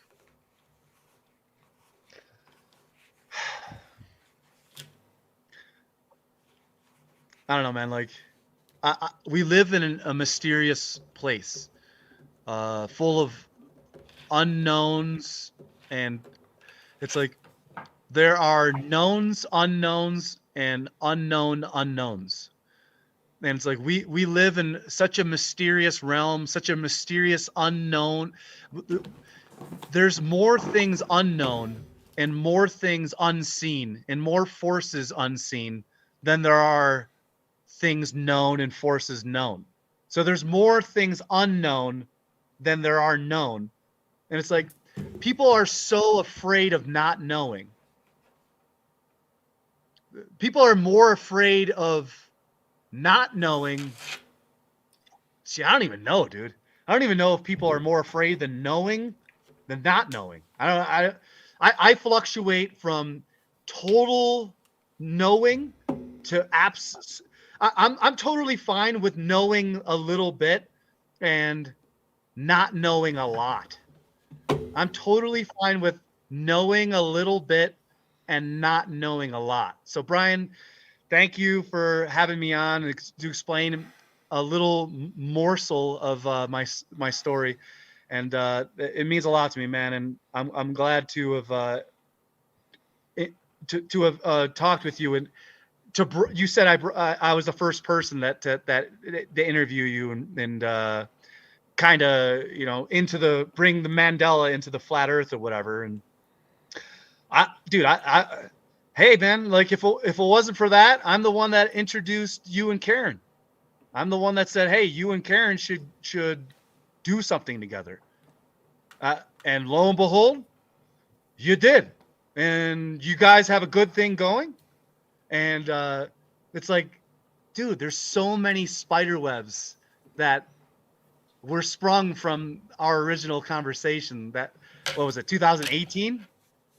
17? Yeah, it's 17, I think. Oh, maybe 18. Yeah, I think it was 2018 I came on your channel. Yeah. But it's like, I don't know, man. Like, a lot has changed since then, dude. A lot. So, yeah, man. Thanks again, and we'll talk fucking anytime. All right, I have your brother. phone number. Cool, man. All right, thank you everybody for watching. You've been watching My Awakening, episode 83, with Flat Earth SubGenius Society, and I will see you guys Wednesday night. I'll be interviewed on Spaced Out Radio again on the Mandela Effect, and I will make a show promo for that on Wednesday. So, Dan, thank you. Dan's links are below the video. Appreciate it, brother, and we'll talk again soon, okay?